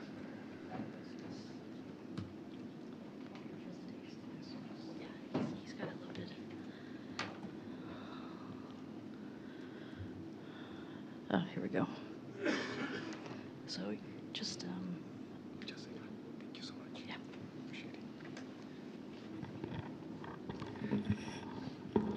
Good evening, Mr. Mayor, council members. Thank you for this opportunity to say some words about this project. I'm Fernando Teruya. I live in 1056 Village Parkway in Coppell. My wife and I have been residents of Coppell for the past 22 years. And I am a licensed architect in the state of Texas. I have an office in Las Colinas. I have been in the same place for the past 16 years. I went on my own 18 years ago. And our desire for this project is we purchased this property about a year and a half ago. And our desire is to build our home next to our practice. And this is a sort of live works scenario for us, and we love to do it. We love to stop commuting and live. We love to have a place that we call our own for our office. We architects, and I have a fellow architect here, Mr. Hill. We architects have a duty. We have a professional responsibility to protect the public's health, safety, and welfare. We do that with I personally do that in every project I'm committed to, and especially if it's for ourselves. This is the priority for this project: health, safety, and welfare of the community. It's not just for our building, but is a benefit that we'll like to bring along to all our neighborhood. For the health part, we like to protect the trees. All this idea of the conservancy, I support it. I love the idea of having a conservancy, an easement conservancy in this property, because what we are designing is a building that goes in synergy with nature. I mean, the trees and the building, the home, are one thing. They cannot be separated. The trees are on the west side of the residence, and they provide shade. During all afternoons, we have in Texas over 270 days of sunshine, and shade is a blessing for any building. Okay. Years ago, I attended a lecture given at the National Sculpture Center by the most respected landscape architect in America, and that is Mr. Peter Walker. Mr. Peter Walker has designed many incredible gardens, including the gardens at the National Sculpture Center. At that time, he was over 80 years old, and this was over 5 years ago, so he's quite senior, and he's still in practice. At that lecture, he said something very interesting. He said that in North Texas has perhaps the most transplants of trees in the whole nation. He didn't complain about that. He just said it as a fact, well, according to him. Okay? But he said, if you are an architect and you are looking for land to build your home, find one with a lot of trees. Because a lot of architects like just plain treeless land because it's easier to plan and easier to design.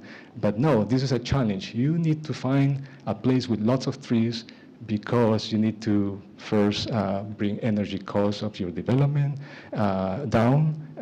You'll enjoy the psychological effect of being surrounded by trees and many more benefits. So that's what we did. That's what I did. I looked for a piece of land with lots of trees, a lot of mature trees, and these are one of the nicest trees in the city. These are post oak trees, and right at that wall we have post oak branches. This is the symbol of Coppell, and these trees represent Coppell here. I like to protect these trees as much as I can. But I'm designing this building to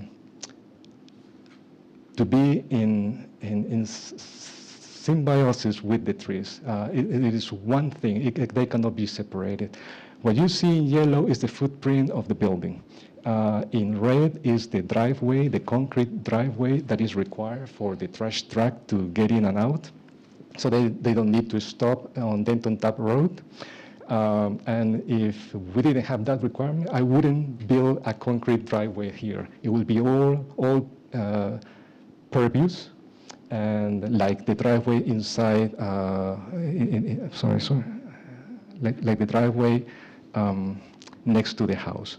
So only that concrete area basically sheds rainwater towards the street, not to the creek. So even with that little concrete area that I have, that doesn't impact the volume of water that is going to fall on the creek. So I'm shedding all that water to the street, and then you can see there is an inlet there along Denton Tap Road on the curb. This is the site without the house, and this is the grading plan.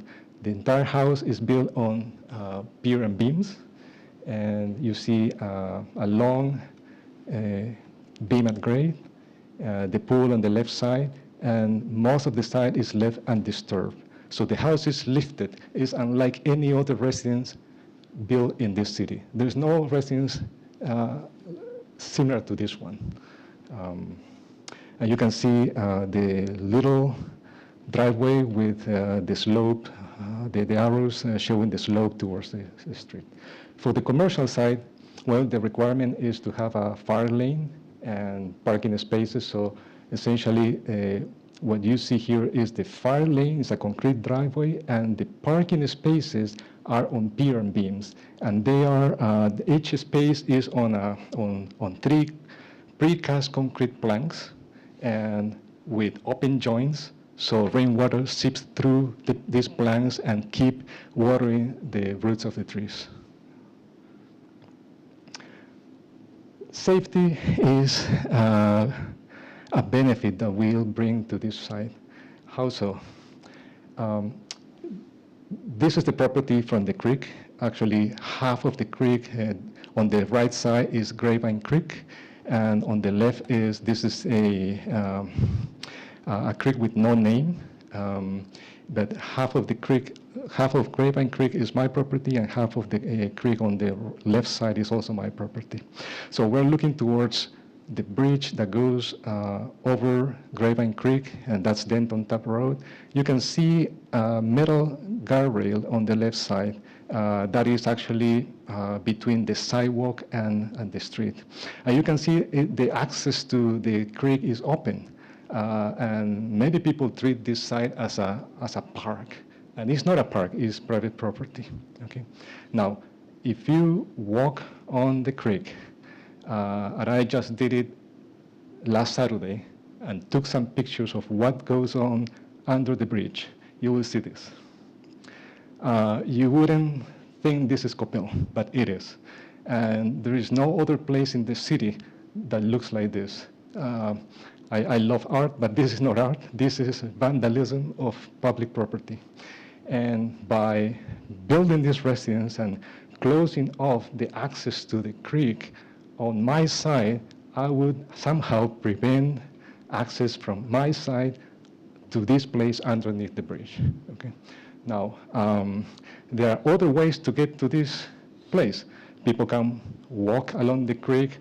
People can walk for several hundred feet to get access to get to this point, but at least from my property, they won't be able to do so.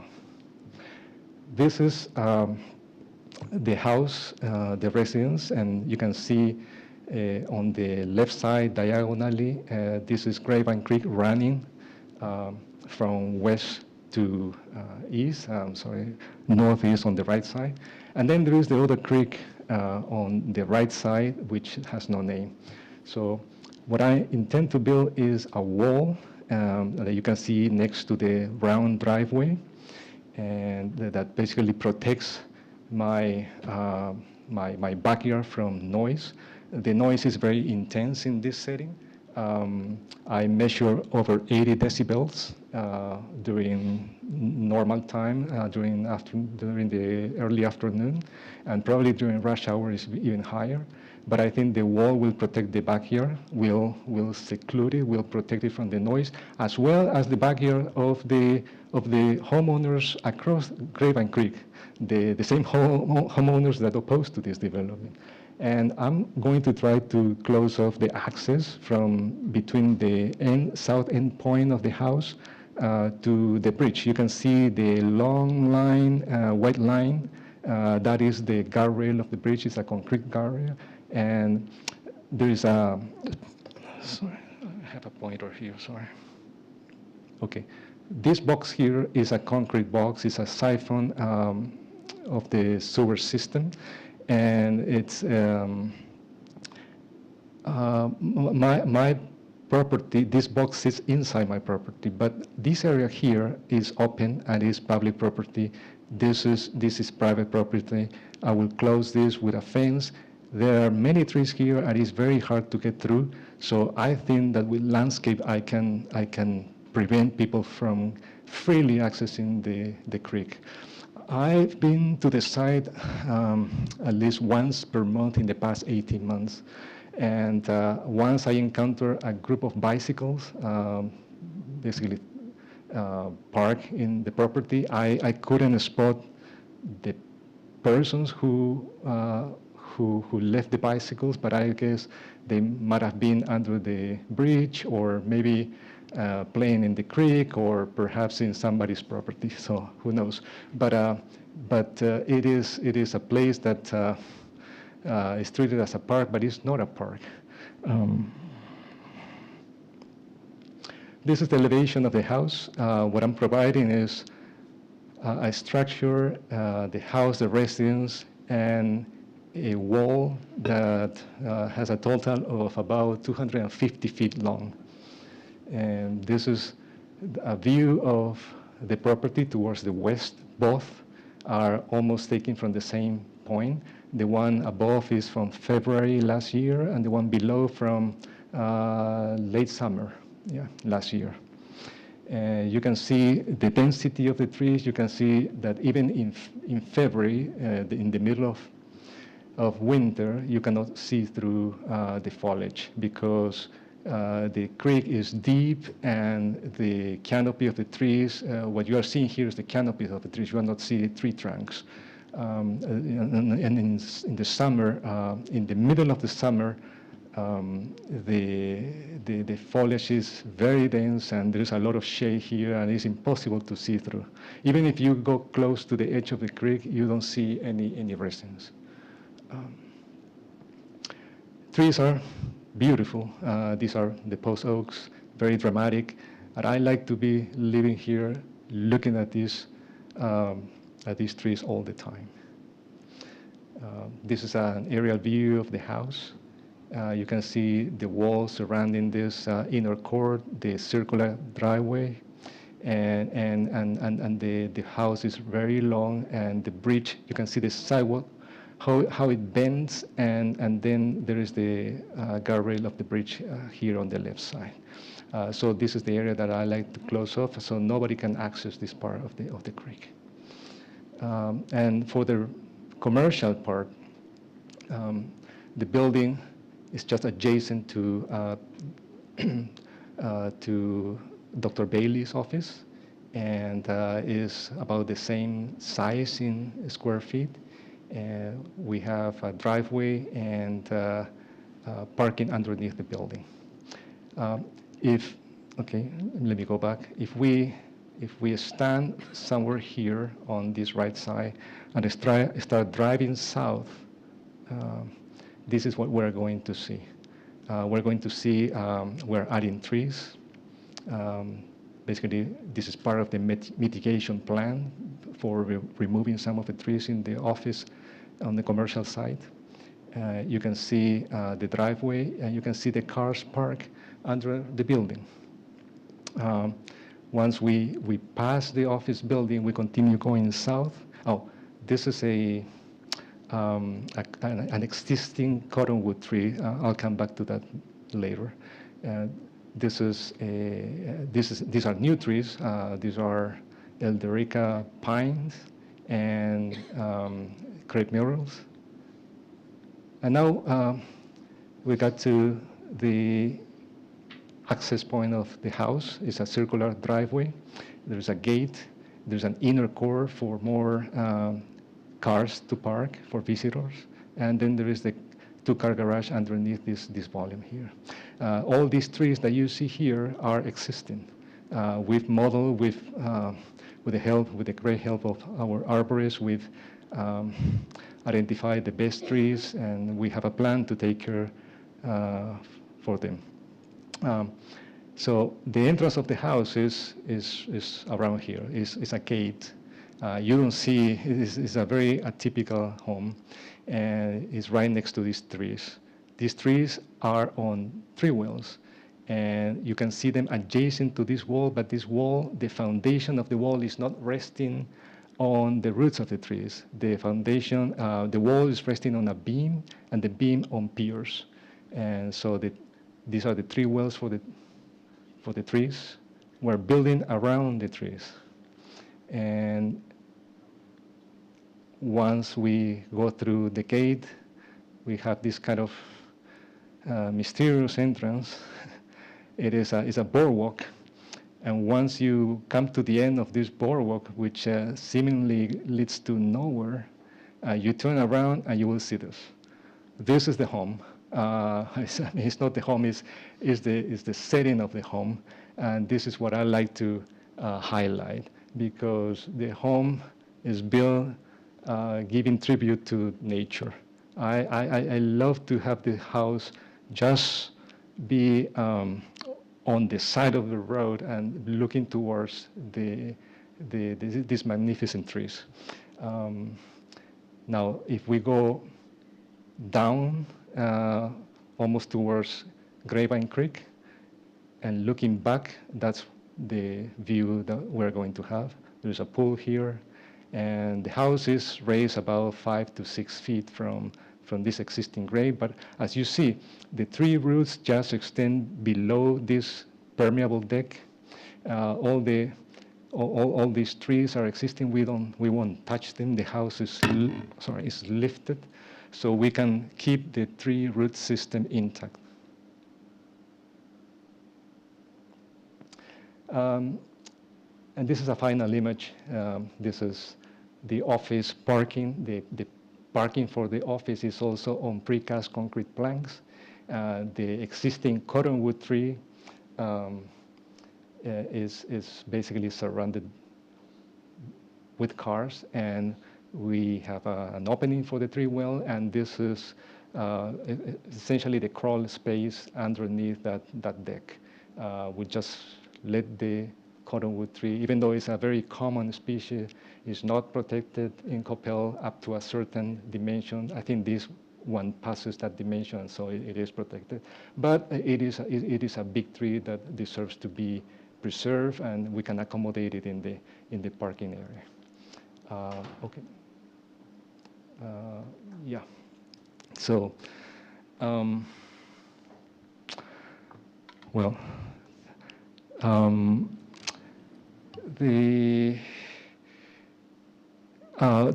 are the benefits that we can bring to the community, and what we bring for ourselves is basically what we are going to build for ourselves is a home for our friends and family to make memories, but also as everything needs to be a challenge. I like to make the most sustainable home in the city.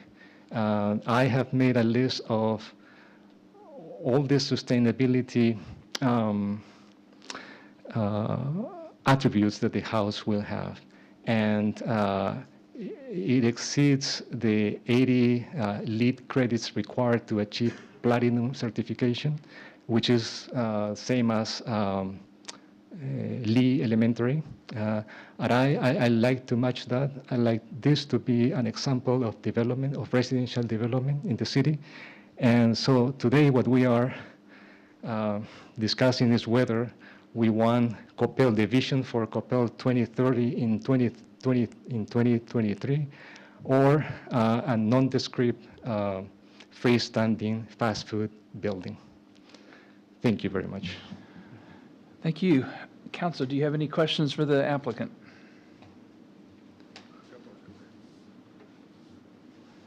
Councilmember Hill. Yeah, I just had one question for the applicant. So item 5J on the conditions was that the commercial space that's 2,900 square feet be sprinkled. How does that come about? It was a requirement of the fire department. The argument was that it's on a second floor. It's not a two-story. It is a requirement for a two-story building, but this is not really a two-story building. It's only that the office is on a second floor.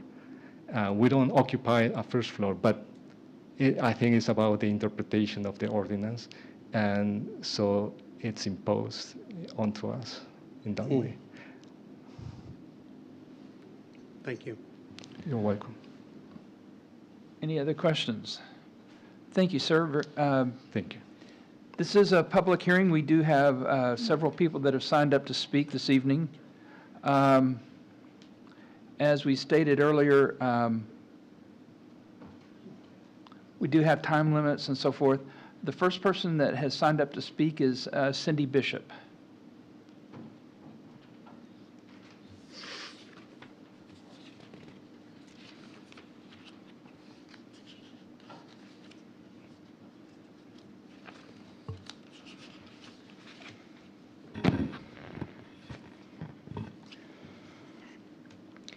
Thank you, council people.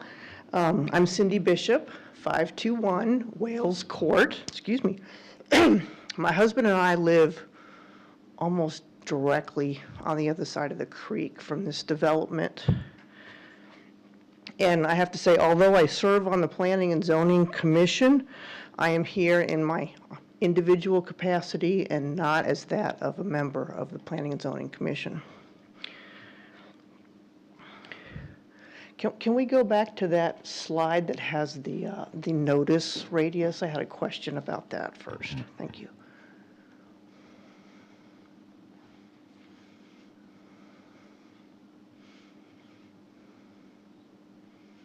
There we go.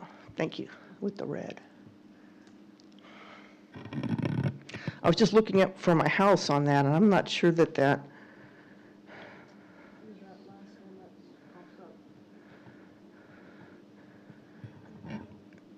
I think there's more red to the west, just for clarity. I think those red to the south, that's not Wales Court. I don't know. We have several neighbors on both sides of mine, just for clarity. I am the red that kind of juts up to the northwest. So my neighbors on both sides were also opposed to this, just for clarity.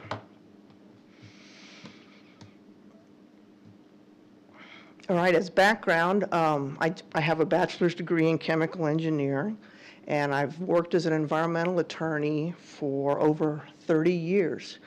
And I have lived in Coppell for 36 years. When my husband and I looked to buy this lot that's now 521 Wales Court back in 1995, I did my research. I looked at the airplane noise, the paths of the airplanes overhead, the soil stability, and zoning.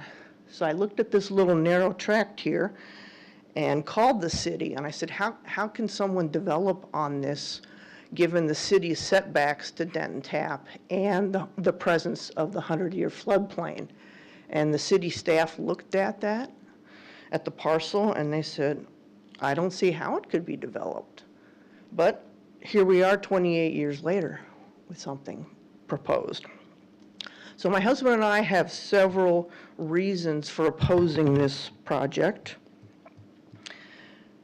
The first one is that the construction of the project will increase the stormwater flow to the creek and result in erosion of both the applicant's property and my neighbor's property.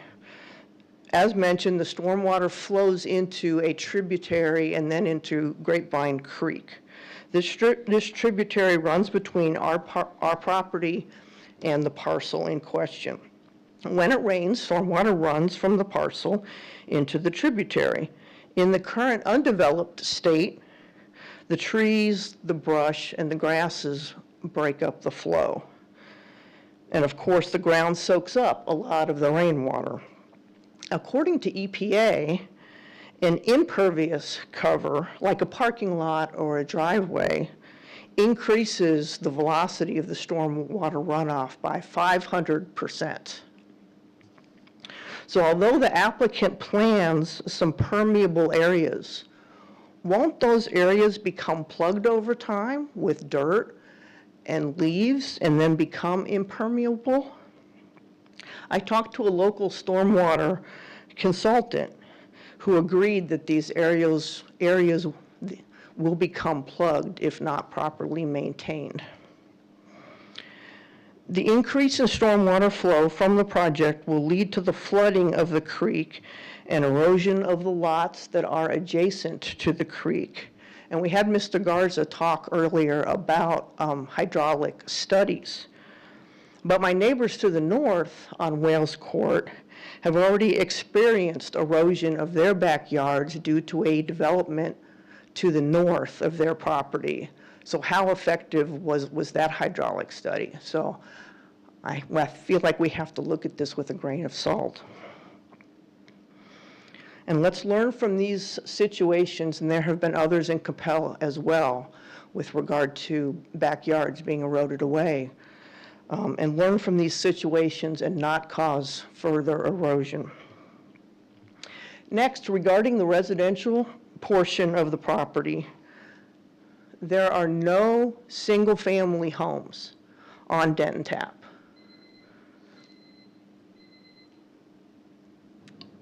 Our time has expired. That was 5 minutes. Yes, ma'am.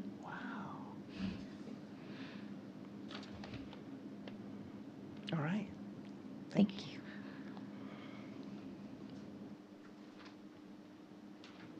Thank you for your comments.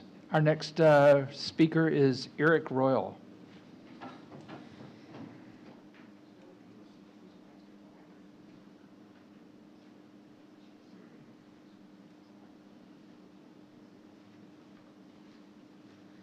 Good evening. Good evening. I'm Eric Royal. I'm at 517 Wales Court. Thank you, Mayor and Council, for this time to speak. We live, my wife and I moved to Coppell in 1984, lived on Plantation Court, and moved from there in 95 to Wales Court, which is the cul-de-sac that backs up to this proposed development. It's a wonderful cul-de-sac. The developer that did all this land originally was a Mr. Thweet. He owned the land, I think since Adam was a boy.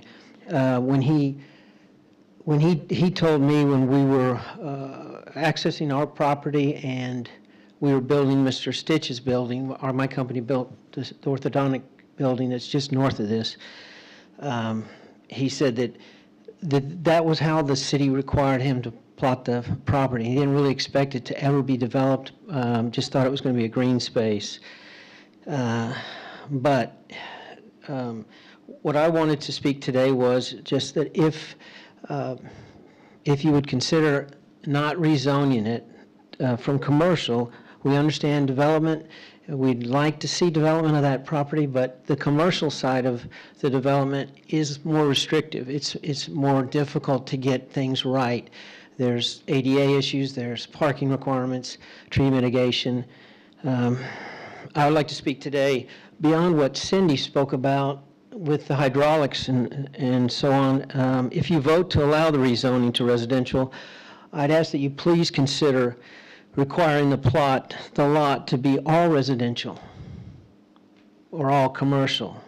To allow it to be replatted and be multi-zoned, it feels like it's very dense, very urban. And the two-story building that you've seen in this development, it is right up against the back of 525 and 526 Wales Court. It's been said that it's 100 feet apart, but you're talking about a two-story building that is right on the edge of the bank of that creek, and it is going to be like a billboard to the back of those properties. And you'll be able to see it from the cul-de-sac. Even in the pictures, the renderings, the architect did a great job, and he put a lot of time into it, and it's a very beautiful design. But in the sleek design, just consider that it is going to change the dynamics of the back of that cul-de-sac substantially. So please consider not allowing everything that has been requested, mainly that both residential and commercial. I understand that it's commercial now. All along there's commercial. Dr. Stitch's building, the cleaners, the oil change, and Ace Hardware. The replat allows it just allows the density to increase, and the two-story building is sandwiched in a very narrow section. And if you're able to walk it, I know you're not able to do that now, you will realize that it is very, very narrow there. And the trees and the renderings and the pictures, they're full, but they're deciduous. I'm not sure if I'm saying that right, but they strip down in the winter, and you can see the back of those houses just like you're seeing me today. And so that tall building, that two-story with the underground parking, that's going to be a big blur right in the back of that property. I believe that the sprinkler, just in my construction knowledge of Coppell, you're parking gasoline under those buildings. That might be one of the also requirements for the sprinklers, but I'm off task now. That was, C. I do believe that there'll be a potential change to Grapevine Creek. There'll be a confluence as it comes down and it spins there. So I would like that you ask, even what Mr. Garza said, I'd still like that you consider asking for a flood study. I'd ask that you not allow all the variances that are asking for, building on top of that sewer easement, the setbacks, the multiple drive approaches. I think I counted 4. I think they still show the guardrail, but the guardrail goes from the Stitch Building dumpster all the way to the bridge. It's not a big deal with the guardrail. Just in closing, acknowledging the design of this plot with two buildings is creative, and it shows architectural, it does a lot of architectural design. It does not seem to reasonably, it not reasonably allows the zoning to represent kind of what the neighborhood is like. And so that's the main thing. Please mitigate the density if you could when your consideration. Thank you. Thank you very much. Our next speaker is Mr. Fernando Terrerio. Are you? Thank you very much. Our next person signed up to speak is Ana Rodriguez.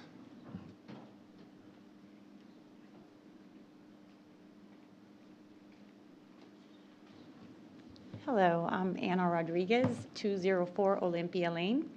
I am speaking in support of the project. I am a friend of the Tarullas. I've known them for over 20 years. And just want to also send in an email, so I don't try not to be repetitive, but just want to talk about they have been longtime residents of Coppell, raised their children here. They've chosen to, instead of leave Coppell, their children are now gone and living in other cities. They've chosen to stay here and build their residence and reinvest in our community by bringing their small business as well. Which, again, unlike some residents that their kids, go through the school system and then they leave, this couple is willing to stay here and give back to the community. So that, as well as I live right down the creek from this property, and I walk and run by this green space all of the time. My biggest concern has always been that there's going to be another retail shopping center there, or some kind of a fast food that's not going to be as aesthetically pleasing as what we've seen here today. So I just would encourage the council to take that into consideration. And while I empathize with some of my neighbors that are on the other side of the creek, I'm on a creek property too as well. I know that there's quite a bit of distance to the other side of the creek. I don't see the homes or the neighbors on my other side of the creek, and I think that the visibility from, to this new property is also going to be very limited. So while I empathize with them, I would argue that they're going to be looking at something that's very beautiful versus a potential, it's zoned commercial, so there's going to be something commercial that's going to go in there eventually, and it is not going to be as aesthetically pleasing as what they're proposing to do on the property. So I would just encourage the council to take that into consideration when you make your decision here today. Thank you. Thank you very much. Next is Mr. Randy Faulkner.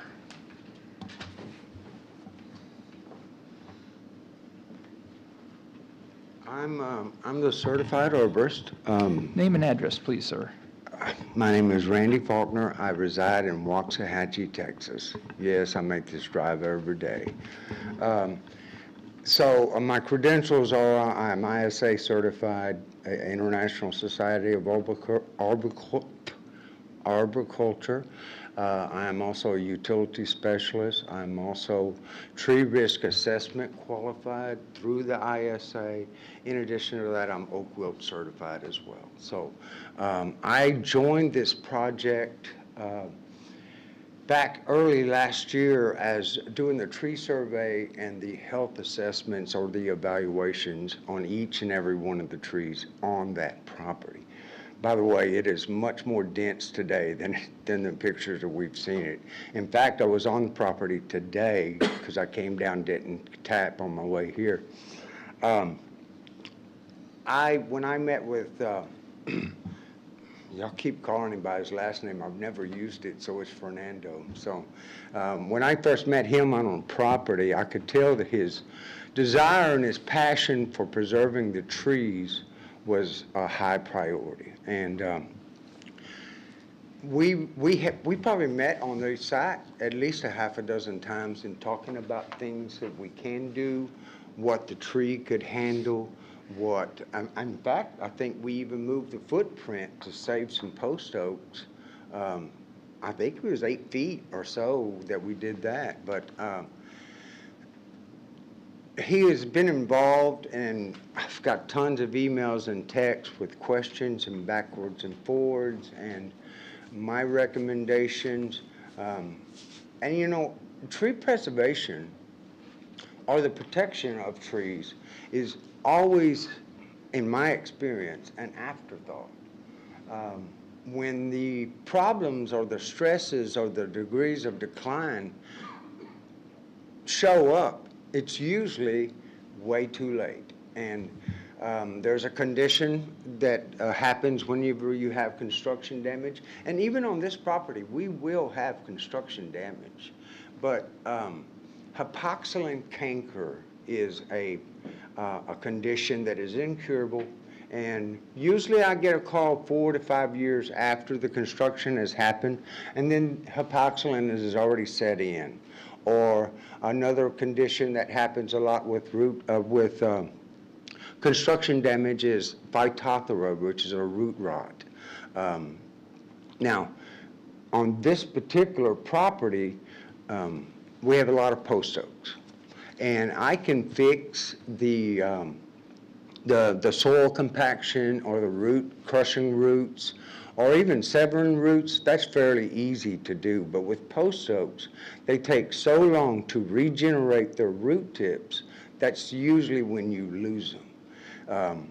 Being tree risk assessment qualified, I have identified about 10 trees.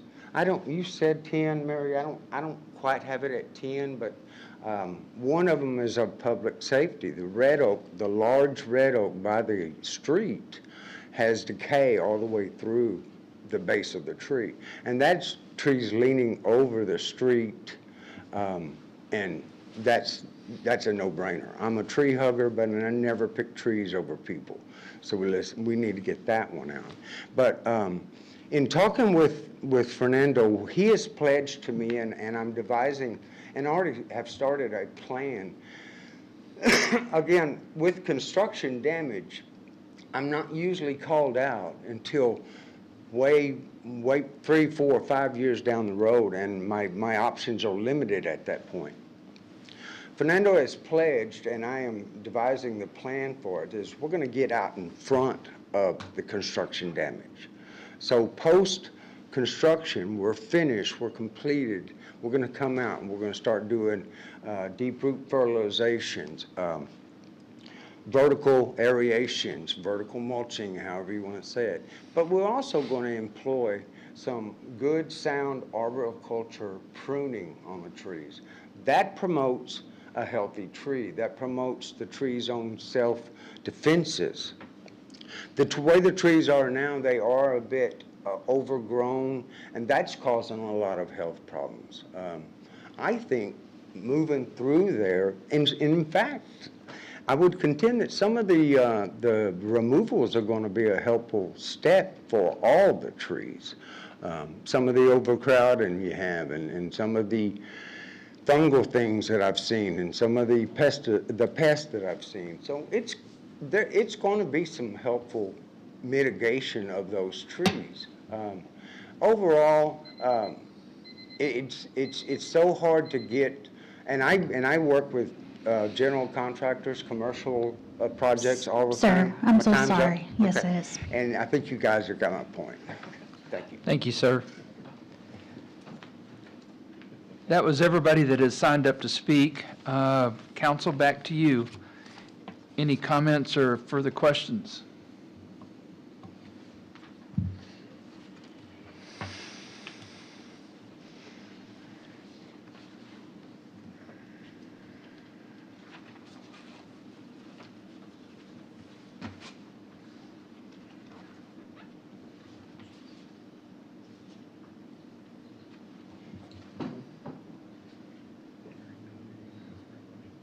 Hearing no discussion, I will accept a motion.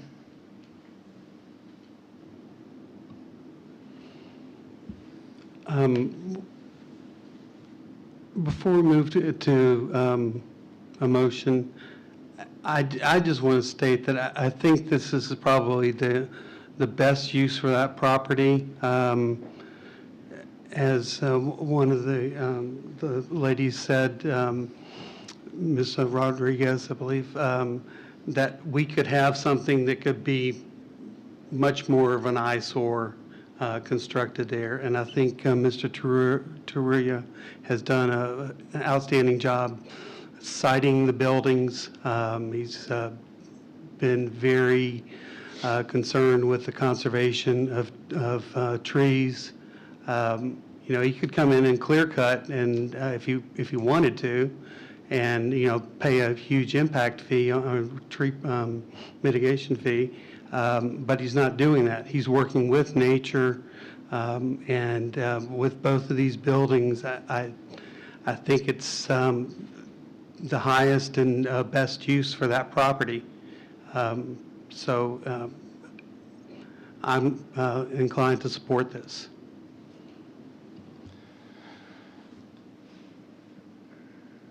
Would you be inclined to make a motion then?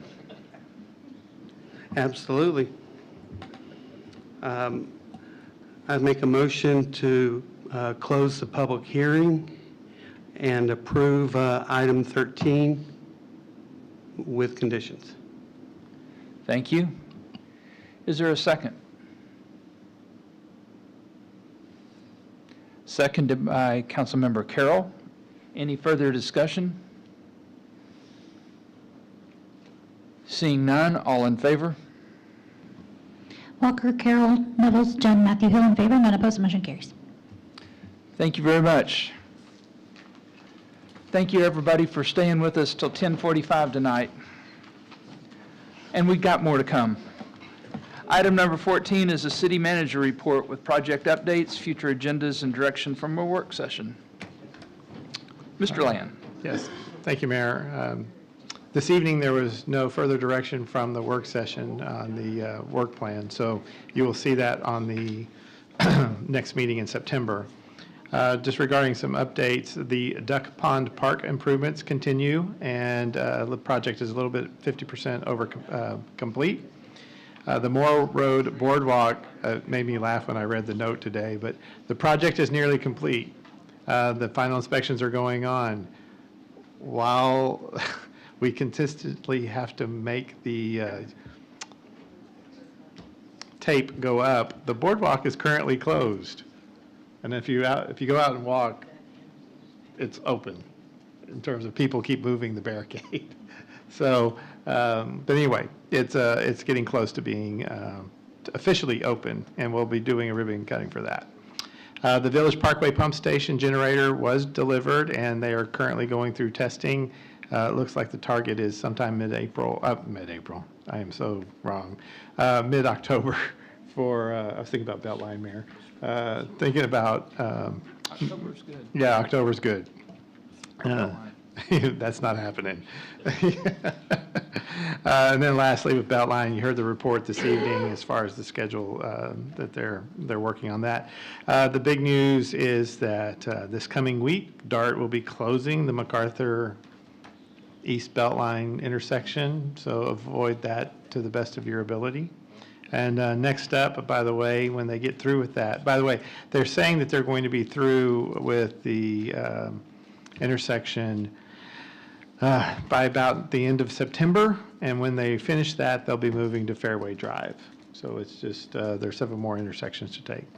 Mayor, that's the only report I have this evening. Thank you very much. Item number 15 is mayor and council reports and upcoming events. Just one item, please remember that we would love to have our citizens participate in local government and give back to our community by serving on one of our boards or commissions. We're seeking passionate individuals to be a part of our 9 boards and commissions that help guide the development, future needs, regulations, and all for the more of Coppell. Learn more and apply at coppelltx.gov/boards. Applications are available through Ashley? Yes, sir. Through October 1st. Through October 1st. Thank you very much. Item number 16, public service announcements concerning items of community interest with no council action or deliberation permitted. Do we have any public service announcements? Councilmember Nevels. Just real quick, just want to remind the community about the 28th Annual Chamber of Commerce Golf Classic coming up. So it's going to be here in a few weeks, so just want to make sure that the public was aware of that. Thank you very much. And item number 17, there was no necessary action from the executive session, so there being no further business before this council, we are adjourned at 10:45.